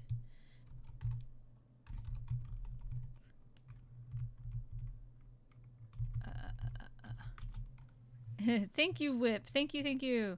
Guys, we're playing the KFC dating game. I'm guessing. Yeah. Thank you for the cheers, TJ. Thank you for the bets. Okay, where's my thing? Alerts. Oh. I can test the raid. I'm gonna test the raid.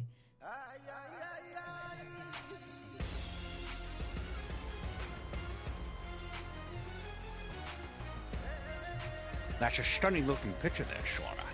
Almost as stunning as my own face. Oh, yeah, okay. Raid music, yay! Overwhelmed, you take off the jacket and run for the door. But the thought of leaving Colonel in the midst of such an emotional breakthrough gives you pause. You stop yourself. Colonel? Yes, Sora. I honestly think this may be the beginning of something wonderful. I think you're right. We should take things slow. You talk late into the night and drift off into a slumber. Dream sequence! Look at that delicious chicken, Shorath. You awake to a beautiful morning in Colonel Sanders' hideaway. Did you make the right decision on how to respond to Colonel Sanders? Only time will tell. Today... Yes, it's the KFC guy. Today is the day that could change the rest of your life. Your thoughts are interrupted when Colonel Sanders emerges into the room. He's holding a gorgeously plated breakfast, and your mouth waters at the sight of it. Hydrate! Thank you. Give me 1 second. I'm drinking for that hydrate. Here's a simple breakfast I just whipped up. It's meticulous. You taste Colonel Sanders' food, and it takes you on a journey. When you return, he's waiting to ask you an important question. So, would you say that we're the perfect match? How presumptuous. My cuisine and your taste buds, that is. Such confidence, such grace. Could he be the world's greatest gift to cookery? I had read that wrong when I first glanced through it. I did not read cookery. It's right next to a rooster. I apologize.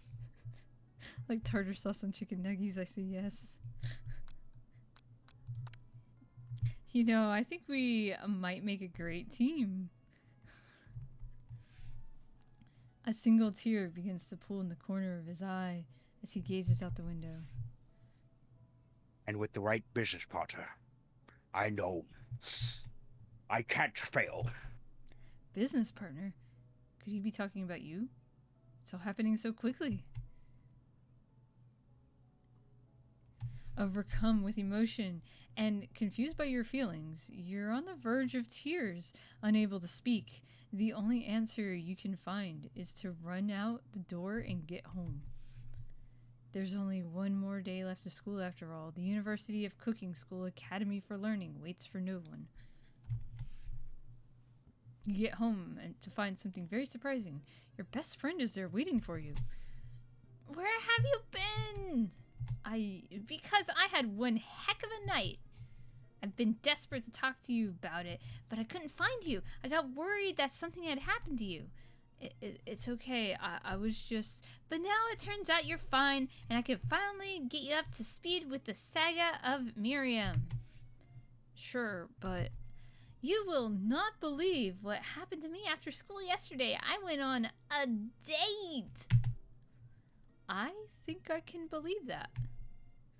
Since I'm partnered up with Pop, he asked me to go out with him. Thank you for the virtual hug. Of course, I told him, you'd better harness those wild horses, young man. I'm not that kind of girl.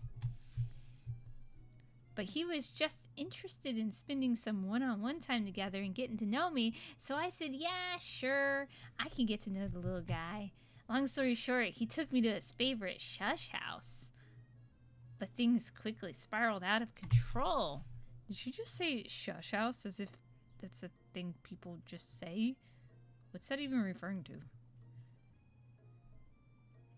She's talking about the silent propulsion drive of the Red October. It's state of the art, I tell you. Does anyone know Not what in this this kanji is? Oh! I recognize the right one as chicken. But I don't know the left one. It might say fried chicken. Somebody can correct me if you want. That one, that is bird. Chicken. Yeah. Did she just say shush house? Okay. And now I'm not really sure where we stand. You don't give Miriam time to tell her whole story. However, bottling up details of your own night is just too much to bear. And I went on a date too. Back to Colonel Sanders' house, where I spent the night with him. You what? Nothing happened, but the emotional connection was wowzers. Miriam tells you to move on from this whole Colonel Sanders obsession and focus on school. If being obsessed with Colonel Sanders is wrong, I don't want to be right. Oh, jeez. After a short argument, you both agree to go your separate ways. Okay, so because she broke up, I'm supposed to break up too. That's I see. Uh-huh. When you arrive at school, you encounter your rivals in the quad. You can tell from a distance they're picking on Pop, though he himself might not quite grasp that fact. Because, you know, he's Pop. What's a swirly? It sounds delicious. Ah, It's great. I'll order you up one right away. I'll have my swirly with sprinkles, please. Sprinkles is a dog and a treat. You can get your swirly dip too. Why don't you just pick on someone your own size? Because I'm literally the biggest person at the school. Yeah. I mean, he ain't wrong. There's that horse that Colonel Sanders rides to school.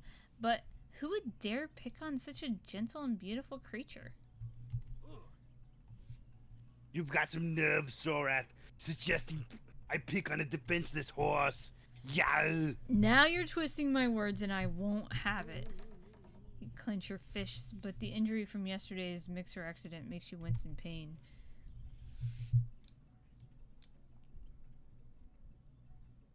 Doesn't look like you can go on cooking like that. Might as well just give up. I'll never give up, ever. Colonel Sanders arrives just as it appears things are close to boiling over. A naturally intuitive person, he senses that something has been going on. is everyone excited for the final day of school? Shorath. Oh, how's shit. that Shorath, you keep skipping my lunch.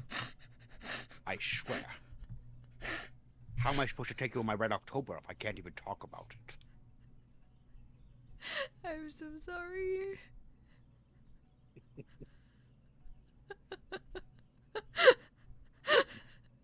I'm so sorry. I did not do that on purpose. My finger slipped.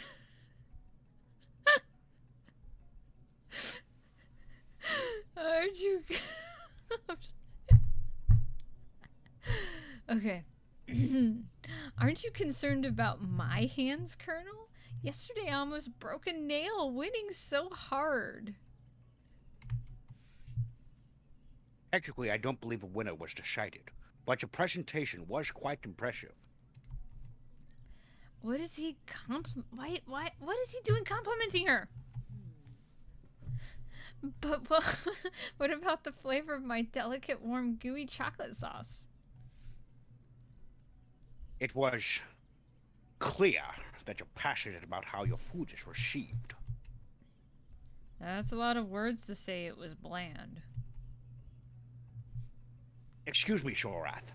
I am more than capable enough to speak for myself. Aw, he's mad at me. Maybe you could tell me more of your thoughts as we walk into class, Colonel. I'm always interested in discussing the fine art of frying foods. See you inside, Shorath. Unnerved by Colonel Sanders' inability to see Ashley for who you know she really is, you walk across the quad to get some distance. In an attempt to distract yourself from how slighted you feel by that interaction with Ashley, you take out the spell book you recovered yesterday and start flipping through the pages. Whoa, is that what? That's that book. I can't talk right. That's that book. It looks like bad news. Do I need to really read words one by one? It's just something I found laying around. It would appear to be some sort of grimoire, but I don't really believe in that magic stuff. A grimoire? Like a spell book? A book of spells? Wow, my dyslexia is kicking in. Look at that. I don't know. Who would spend so much time decorating a magic book if it were really powerful? Sorry, what? Who would spend so much time? Are you dumb? I would make the most powerful thing the most beautiful thing ever. Come on. I can think of one surefire way to find out. You open the book. You open to a page covered with arcane writings. Arcane warnings. Oh god. Oh god. This is why I need audiobooks, guys. Cast only in case of extreme emergency. It says around the edges of the page. I'm so glad there's only 3 days of this. This is torture. I'm telling you. This is complete and utter torture. Where's Sato? He is the one that requested this. I could use this book here that says it will erase anyone I choose from all of my memories. If I scrub out Colonel Sanders, it would probably help me focus better on the upcoming final exam. That is way drastic.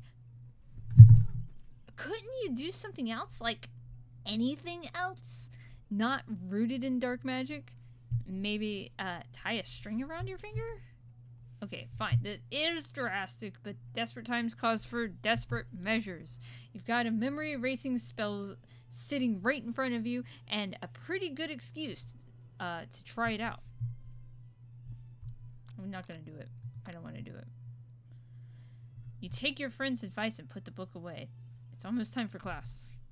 Sprinkles is already in the room, waiting for the students to arrive. He clears his voice to make a quick announcement. I want you all to know I feel something of a dog moment coming in. But I assure you, it's nothing to be afraid of. Oh, Trouble, thank you for the raid, dear. Thank you, thank you. Welcome, guys. Thank you for that wonderful raid. I have to play It's delicious. I have to play my raid music again.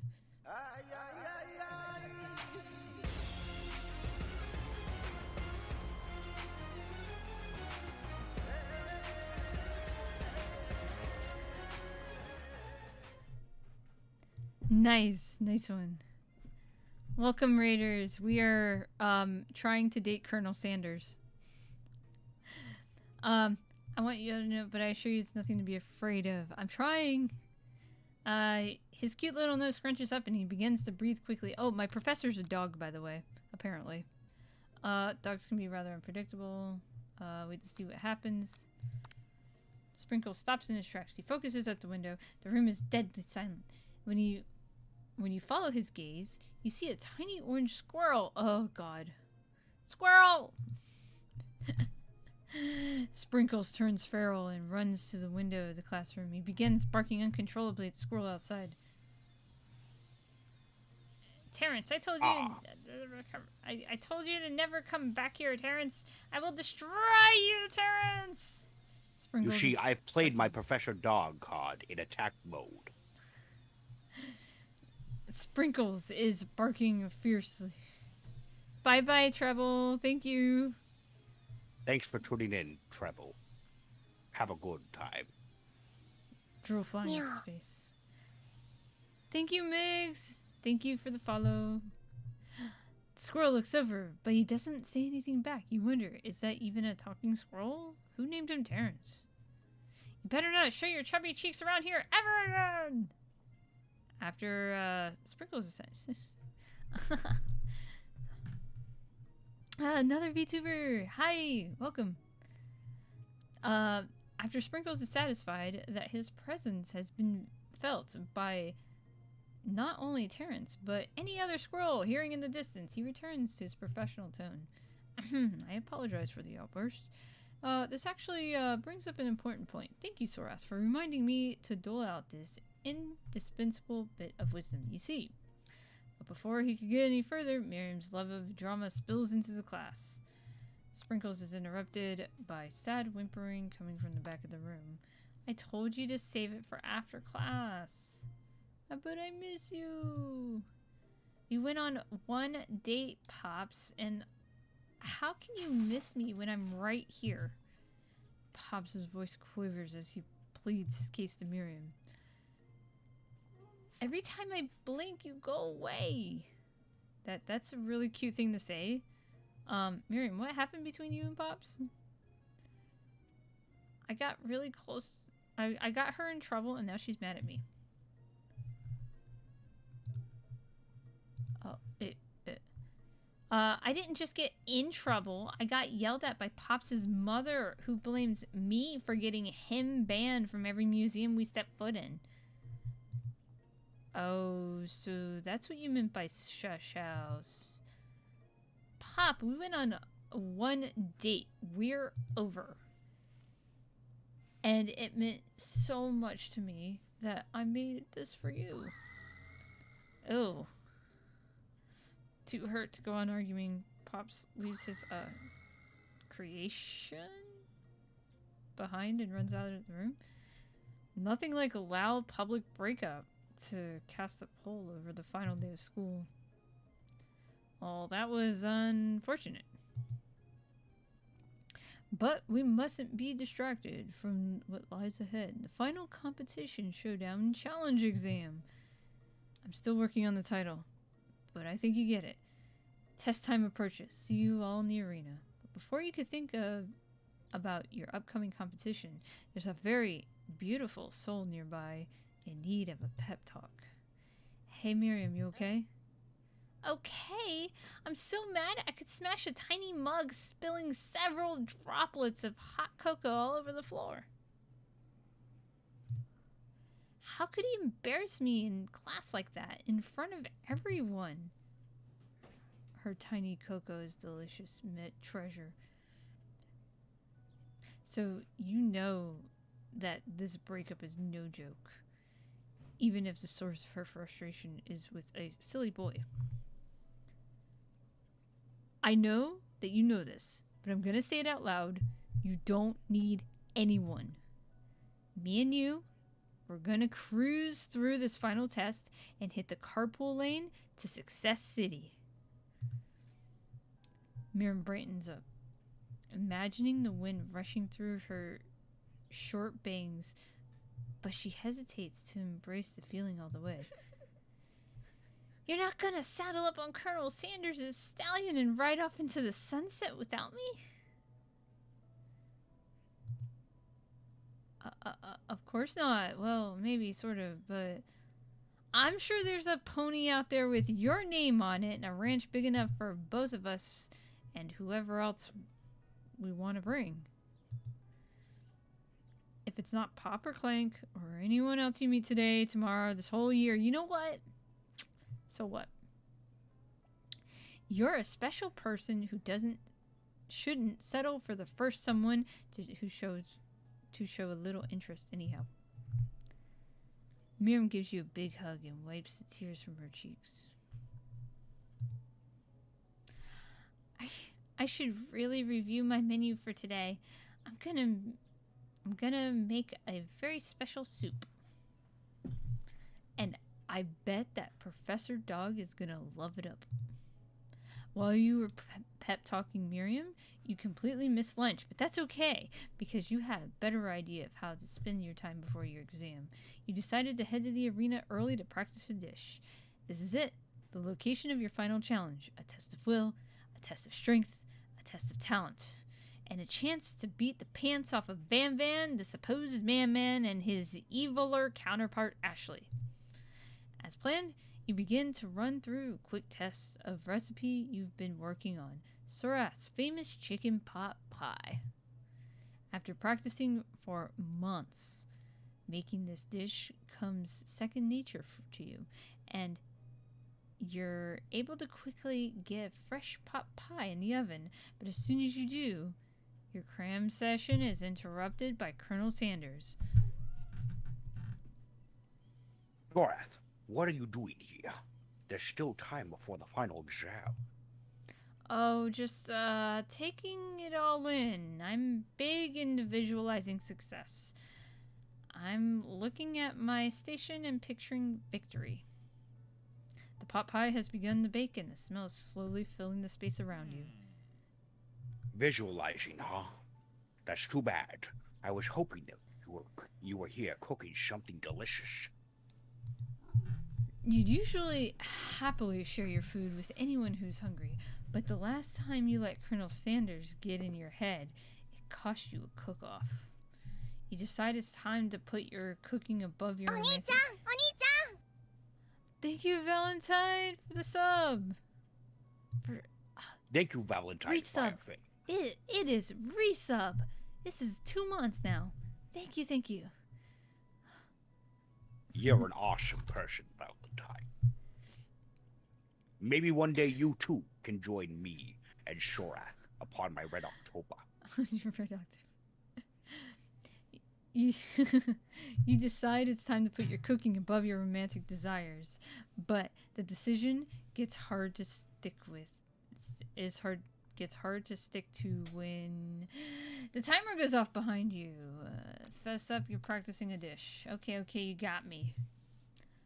I would rather fess up than, you know, to have it burn.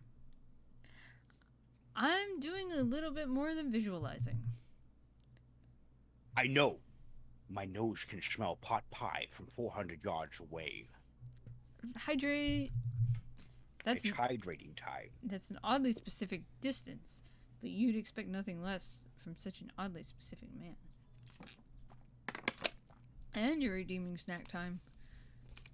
You know, most people redeem snack time before hydrate, so I can wash it down. You know what? I should get the brownie. No, you know it would be the perfect snack. Fried chicken. Of course. A chicken pot pie. Right? That too. Snack time. Brownie snack. Out. Okay. You knew it was chicken. I didn't even add chicken. Hold on. I'm adding words. You knew it was pot pie from just the smell? Not just a pot pie, but a chicken pot pie. With an all butter crust. How could you tell that? And my nose is telling me something else.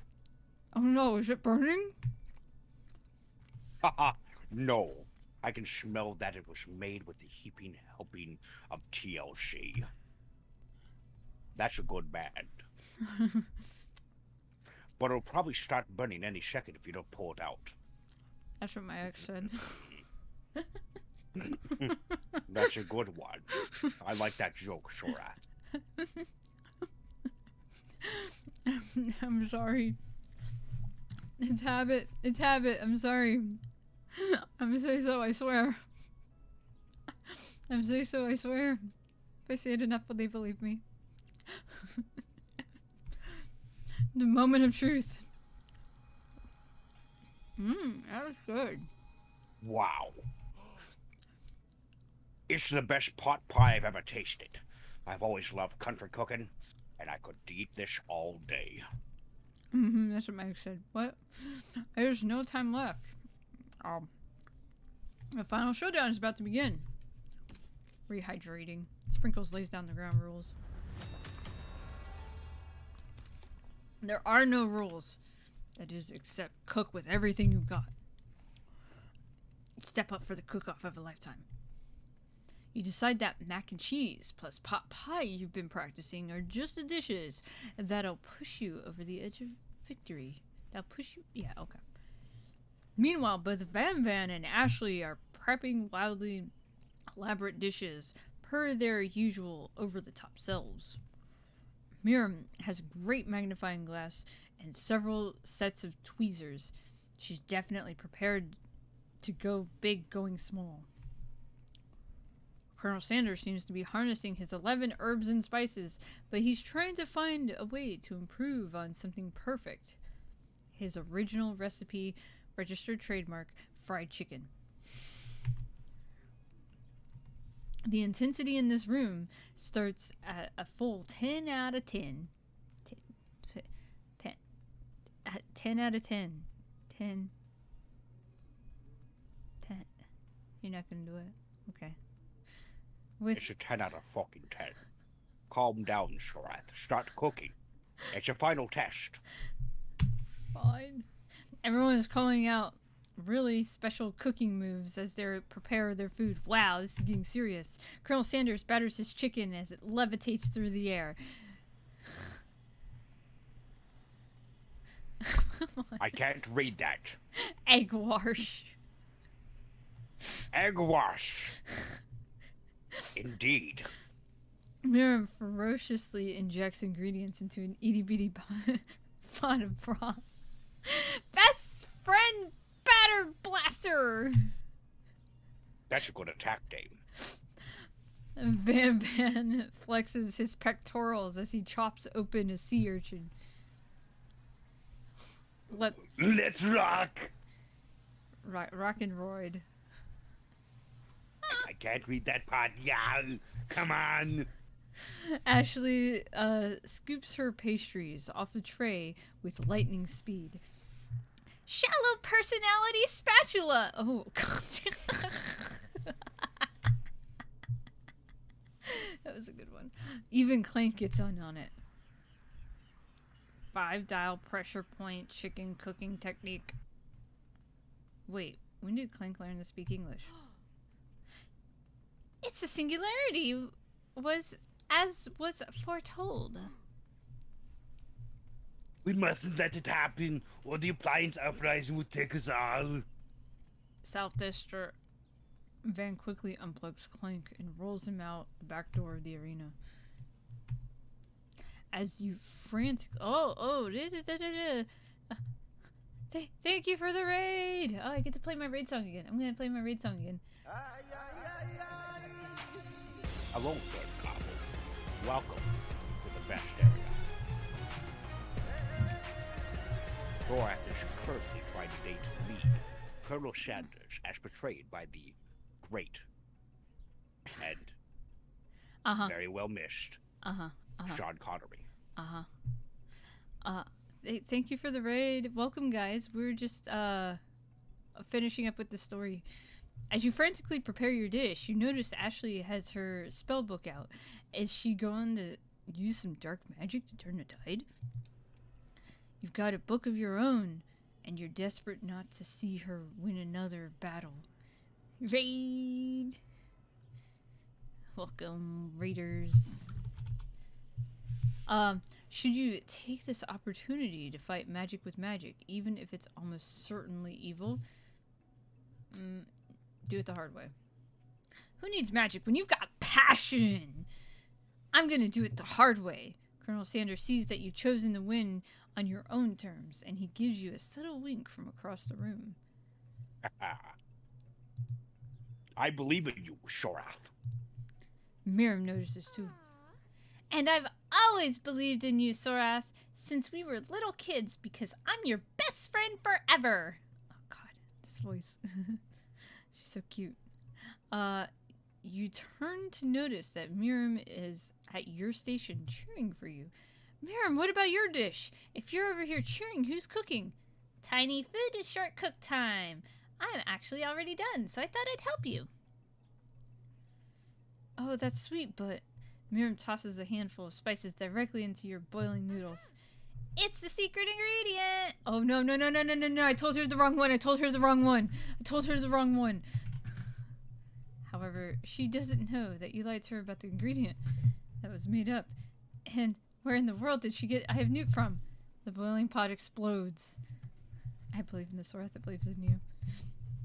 The boiling pot explodes, sending Miriam flying backwards. The watery noodles begin to swirl in the air.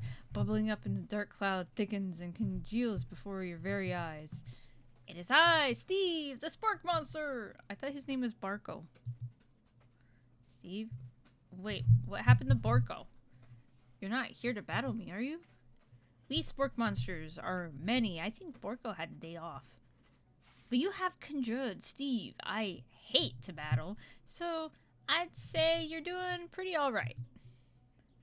Oh, hey, you're in the middle of a cooking competition. I love this stuff. It's better than TV. You crazy kids and your culinary skills really impress me. Mind if I hang out?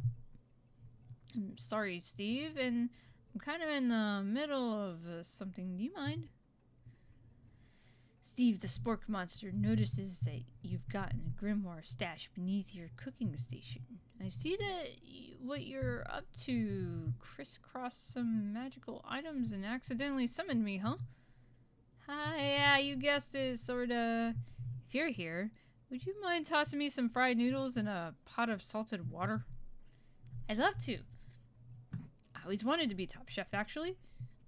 You know, when I was a little spork pup, back in the old country, you can feel the Spork Monster winding up to tell a very long and involved tale. You don't know exactly where it came from, but it seems like it was probably lonely there. Actually, you know what? Maybe you should watch from the stands. I really need to focus on this competition. I understand. It's kind of like that time in monster school that I fell asleep during scare tactics class, and when I woke up, he tossed a serious stare at Steve. And he takes a hint. Does he take the hint? Does he really take the hint? Go away. Okay. Never mind, I'll tell you later. Good luck. Having suffered a huge setback, you don't know how you could ever win. Summon extra power from deep within yourself. Yes, the anime way. I can do this. I have what it takes. I come here to win. Your hair turns mac and cheese orange as culinary energy flows through your body. My heart is pure. My hands are steady. My taste buds have been preparing their entire lives for. Yes, Sorath, you are the chosen one. You will avenge me. The power you'd been summoning immediately fades back out. You interrupted my inspiring monologue. Sorry. My heart is pure. My hands are steady. My taste buds have been preparing their entire lives for this moment. I will show the world my cookery. You begin to levitate off the ground. Energy courses through your body. This is so anime. You know, with this power, you can do anything except turn back time, which would be super useful because while you were powering up, your chicken pot pie overcooked in the oven and can't be served. But don't worry, dear Sorath. You may have suffered some setbacks, but not all is lost. Impressed with your fortitude, Colonel Sanders decides that you have earned his support. I've been watching today, and I must say, I'm truly impressed. You've been thinking on your feet and rolling with the punches. He steps up to your station, stands right beside you. I'm here to help. All you've managed to make is mac and cheese, and time's almost up, so you're going to need it. But Colonel Sanders, what about the tests? What happened to you? What about the rules? Following the rules has never really been my theme. I follow my heart. My dragon heart. I understood that reference. What a guy. Colonel Sanders unfolds a delicate white towel to reveal the most delicious fried chicken tenders you've ever laid your eyes on. Besides, sometimes unexpected combinations can have surprising effects that surpass their individual efforts. Are you suggesting? If we combine forces, we can form the perfect food union. Time's up, students! With time expired, it's the moment everyone's been waiting for. You must now prepare to present your dishes. A handful of students stand tall, but the class seems incomplete. It seems we're missing some students. Pop? Clank? From off screen, you hear a pure and innocent giggle that can only come from one student. Hey, I'm flying! It sounds like it's coming from the broom closet over there. Ma'am, would you mind? Inside the closet, you see Pop hanging on a broom hook by elastic of his underpants. Pop, get down from there right now! Let me guess. Did Van have something to do with this? When someone asks for a wedgie, who am I to refuse? I thought a wedgie was a salad. It looks like Pop is eliminated from the challenge, seeing how he couldn't cook anything. I can't feel my legs. May I be excused? Sure. You kids and your pranks. I must say, this is not the worst prank in all of UCSAL history. It's not exactly yearbook material. Wait a second. Pranks, clank! Where did that pressure cooker roll off to? You wait to hear the signature woo or beep or other onomatopoeia, but there is none. Somehow he must have gotten unplugged, I guess. We'll have to figure that out later. That leaves 4 remaining students. Please collect your final products.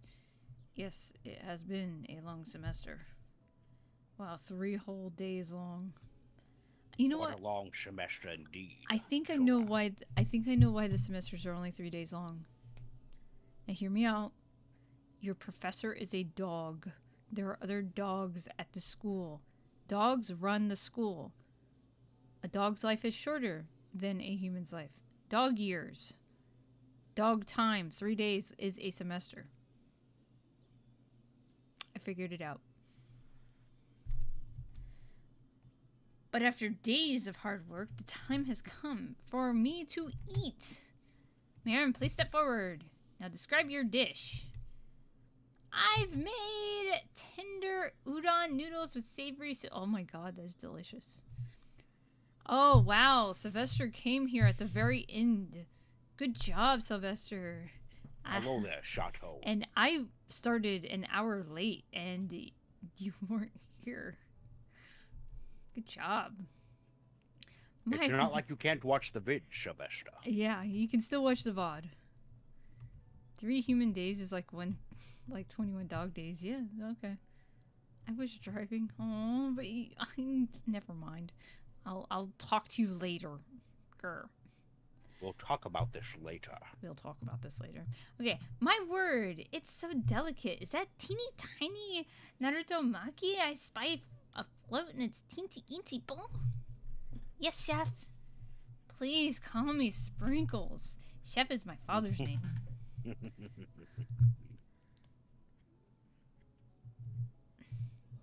Yes, Sprinkles. And some green tea made from baby tea leaves that I picked myself.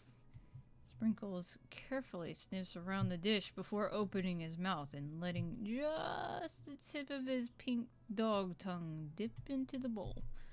Sublime! Would anyone else like a taste? Oh, come on, I'm not one of those dogs who doesn't floss. I even have a really cute electric toothbrush for dogs. Fine, I'll enjoy it myself.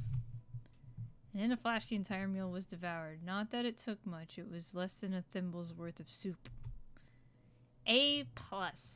Rarely do I taste a dish with as much love poured into it as yours. Miriam is overjoyed. She gives you a huge hug. Thank you, Sorath, for helping me to believe in myself. Van, you're up. Now describe your dish. I made uni over smooth egg custard in an axion or urchin cell topped with caviar. Did you skewer one type of urchin spines from the second? Different color types of urchin? Yeah, Sprinkles. A bit much, don't you think? That's exactly why I did it.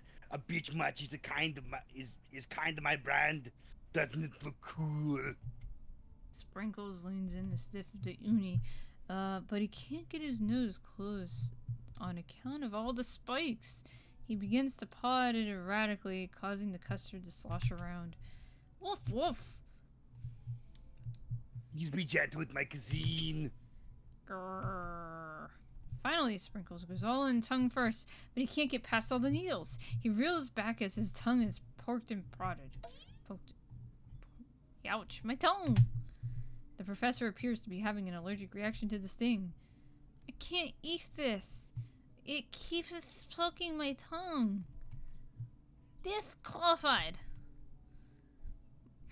When did Arnold Schwarzenegger? A stunning turn of events.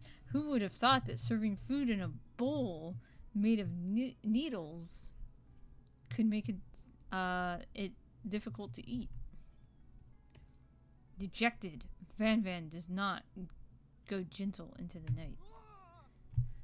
Disqualified for glamour? Come on! I'm over here. Come and get me. Don't discount simplicity. This isn't the last of you heard of me. I'm gonna come back in JoJo's Bizarre Adventure. Come here, Dio. Before forcing us to endure his swollen tongue another moment, Sprinkles graciously laps up a bowl of milk. I know. Yeah, I'm a dog and I drink milk. Get over it. Sometimes it helps calm my agitated tongue. Next student. Ashley, it's time to step up. Now describe your dish. I made orange blossom Turkish delight and a light rosewater syrup topped with French meringue and connected by sugar glass. That actually doesn't sound too bad. Indeed, it's quite delightful. However, I ask you to please refrain from eating it or attempting to taste it in any way. It's very fragile and meant to be a display piece. Don't eat the food at a cooking school? Got toast in your ears or something, Sorath? I told you it's a display piece. Actually, I must say it is beautiful. However, this is a cooking competition at a cooking school. Yeah, which is why I cooked it and did an extremely good job cooking it too. I didn't realize that we were having an eating exam. If I wanted to be judged on eating, I'd go to College of Eating School for the Hungry. I suppose you could smell it if you're absolutely insisted, but don't breathe too hard. You might disrupt the sugar spiral. If the food cannot be eaten, it cannot be judged. You are disqualified. Rage overtakes Ashley, and she finally cannot keep her two-faced routine up. You wouldn't know high-end cuisine if it ate you. And with that, Ashley storms off to rededicate herself to being the best, but this time without being shackled by trying to be fake nice and liked by everyone. This isn't the last you've heard of me either. I said that first. Come on. She stole all those lines from Van Van. If this class gets much smaller, I'll be teaching myself. You and Colonel Sanders, the final cook, step up together. 2 chefs. What began as a bowl of delicious mac and cheese has become something else. That's my line there, Shorath. But thank you He for speaking. examines it. It's been a long day. I know. Keep going. It's been a long 3 days. Present your meal. No, I don't want to. Shorath. No, I don't want to. He examines it closely, sniffing and eyeing the board. Otto, I didn't have a good feeling about this. From somewhere in the room, a literal drum roll plays. Just when I thought I've seen everything in the kitchen, you give me this thing, and completely blew me away. In my 49 dog years of life, I've never tasted anything so delicious or perfectly balanced. It's so delicious, in fact, that everyone passes this class. You pass, and you pass, and you pass, and you pass, and you pass. Everyone passes. Everyone gathers around to partake in the mac and cheese bowl. They all seem transcended. They all seem to have transcended this reality into another dimension. You win! Together, you and Colonel Sanders have made a new menu item. The new menu item so impressive that even Van Van and Ashley were drawn back by its magnetic fragrance. When they gaze upon your mac and cheese bowl, they admit you are indeed an excellent chef. Sprinkles declares that you have passed. Everyone has passed. There were supposed to be more battles, but come on, how could they be better than this one? Now that school year is complete and everyone has graduated, the students return for one last assignment to get their groove on. The cafeteria has been completely redecorated in order to serve as the site of the school's graduation dance. Compared to the massive high-tech cooking arena, the humble decor is downright cute and cozy. DJ Doggo is in the house!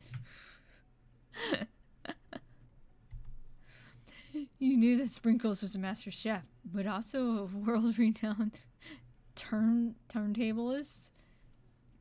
Who says you can't teach an old dog new tricks?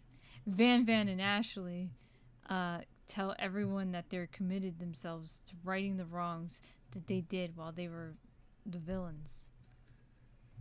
Since when was Ashley this curvy? Okay.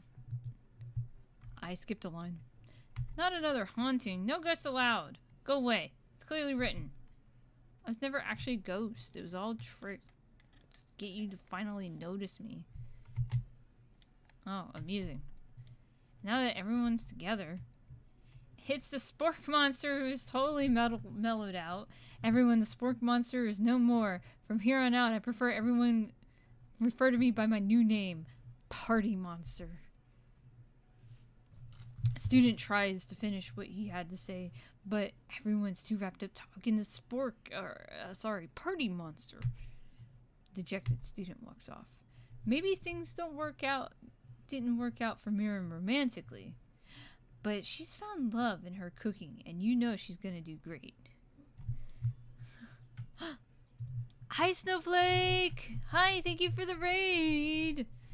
Oh. Gosh, another raid incoming. Oh, I got Hello, Snowflake. playing the raid music.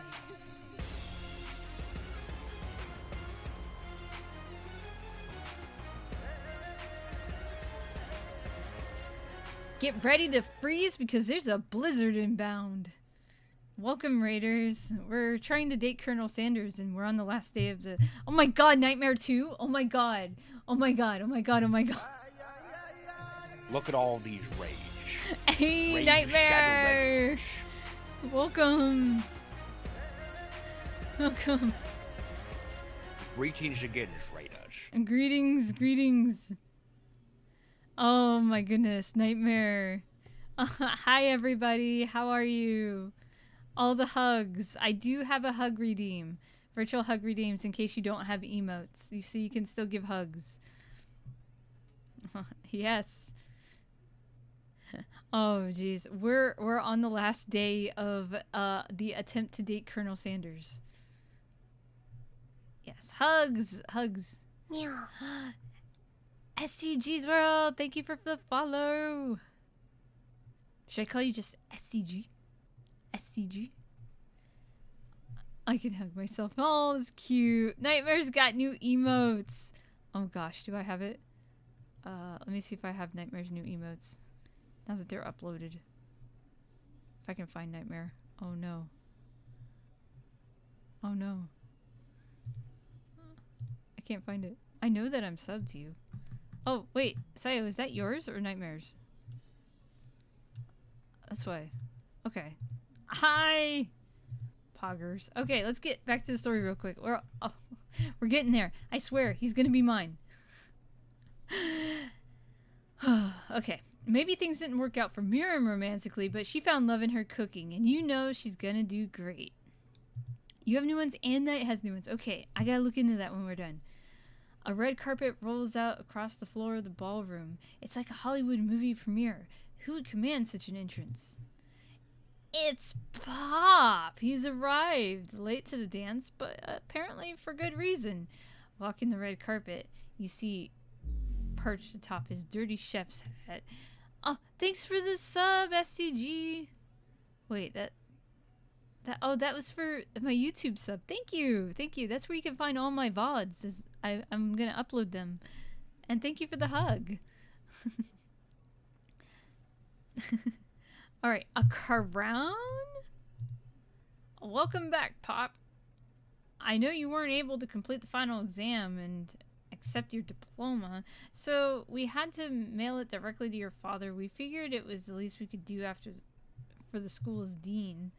Oh, now I get it. And, oh, yeah, guys who are just now joining me, if you haven't played this game, my teacher was a dog. Doggo, that's teacher. And we get a new wing in the school. Not to mention the honor of educating the son of the chancellor of Such and such. Okay, yeah, such and such. I see it now. It's a strange country, let me tell you. Miriam, will you be my Lady King? Lady King. What an incredible turn of events, and offer to join the royal family? It's a dream come true. You'll become a princess or maybe a queen. I'm not sure if he even knows, but either way, crowns and gowns, baby. I'm sorry, Pop, but I'm not interested. Not now, at least. I've got so much to do with my life. Twist on a twist. So many more 3-day universities to attend. So many tiny foods to meticulously sculpt and then watch get accidentally blown away by a single sneeze. Okie dokie. The music in the dance was interrupted by the sound of sparking and electrical hissing. It's Clank, who has arrived late to the dance. Now that I've graduated, I can reveal my truth. Whoa, he's still doing that talking thing. I am Clank, and I am not of this earth. I am actually from a faraway planet in another dimension. What? Nani TF? I actually feel like I knew it this whole time. Now that I've learned the ways of your kind, I must return. A portal opens up and Clank disappears through it. Finally, Colonel Sanders arrives. Howdy, Flash Mage. Sorry, You like my t-shirt? can we just stare at him for just a minute?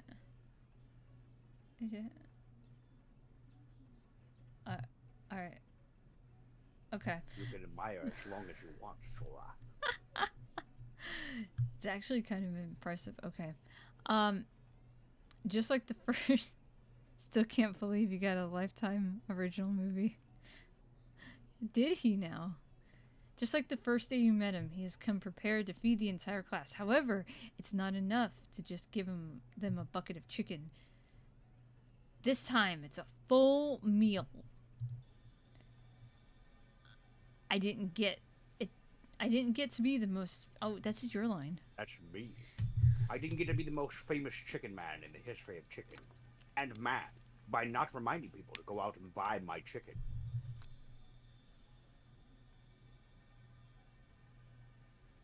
Don't forget, you too can be a franchisee of my restaurants. No, it's not the end. As everyone feasts on their delicious chicken dinner, Colonel Sanders finds you sitting at the edge of the dance floor. Sora, what are you doing shitting all alone? Oh, you know, just waiting for the right person to ask me to dance. I wonder, might you tell me, what are the qualities that you would expect to find in such a lucky person? Off the top of my head, I don't know. Spicy musk, a tidy goatee, and a degree from the University of Cooking School Academy for Learning, just to name a few. It truly is my lucky day. Would you...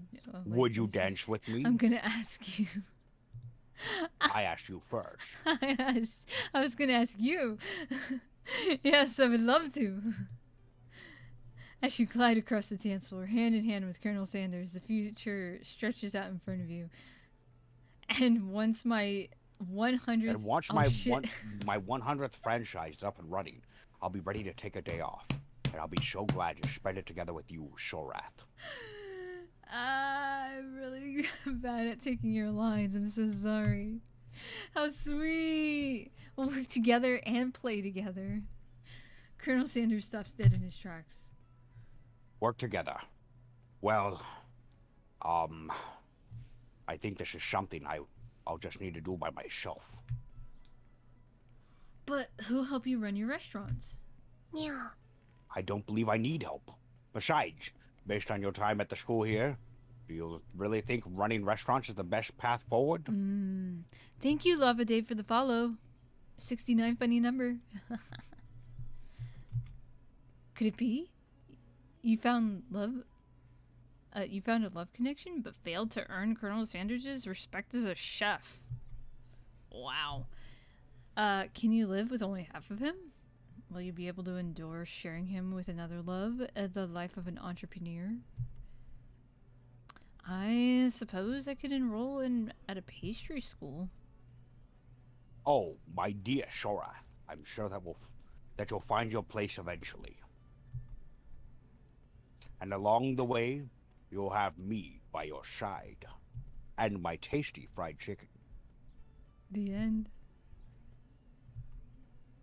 Wait, is that the actual end? Is that the actual end?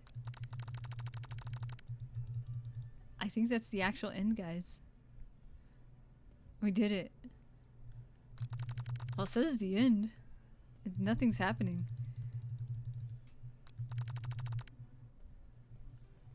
Alright.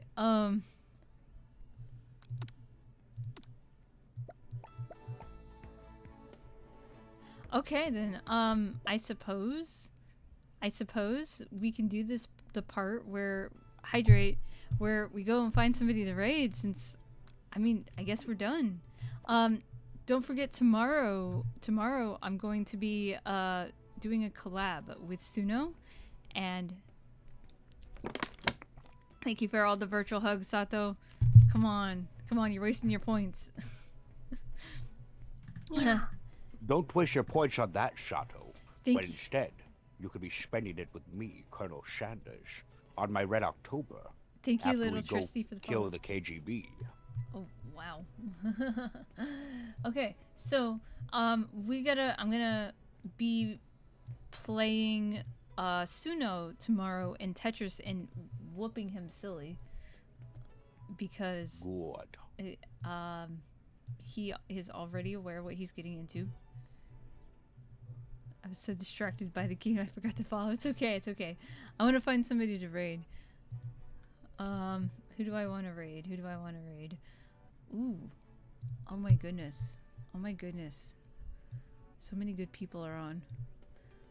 We should go raid Mia. Lucia's playing Valorant as well. Mia's playing Valorant too. They're playing together, I believe. Interesting. Let's grab her. Let's go visit Mia, our Inumimi friend. She is very adorable, and oh yeah, they are playing together. Look at that. Mm-hmm. So what should our raid message be? It's, Fried chicken raid. I believe that's the best message you could ever give. the best For it's message. both delicious and golden and flaky, with 11 herbs and spices. You couldn't ask for anything better. Fried chicken raid. Ooh, yeah, I'm gonna do hearts. Yeah, fried chicken raid, guys. Fried chicken raid. How about that? There you go. That sounds good to me. Pog raid message. Fried chicken raid. You guys got it? Let me know when you guys got it. You guys have got it right. Alright. The Colonel greets you. Alright, have fun, guys. Go say hi to Mia for me. She's gonna be adorable and shoot things.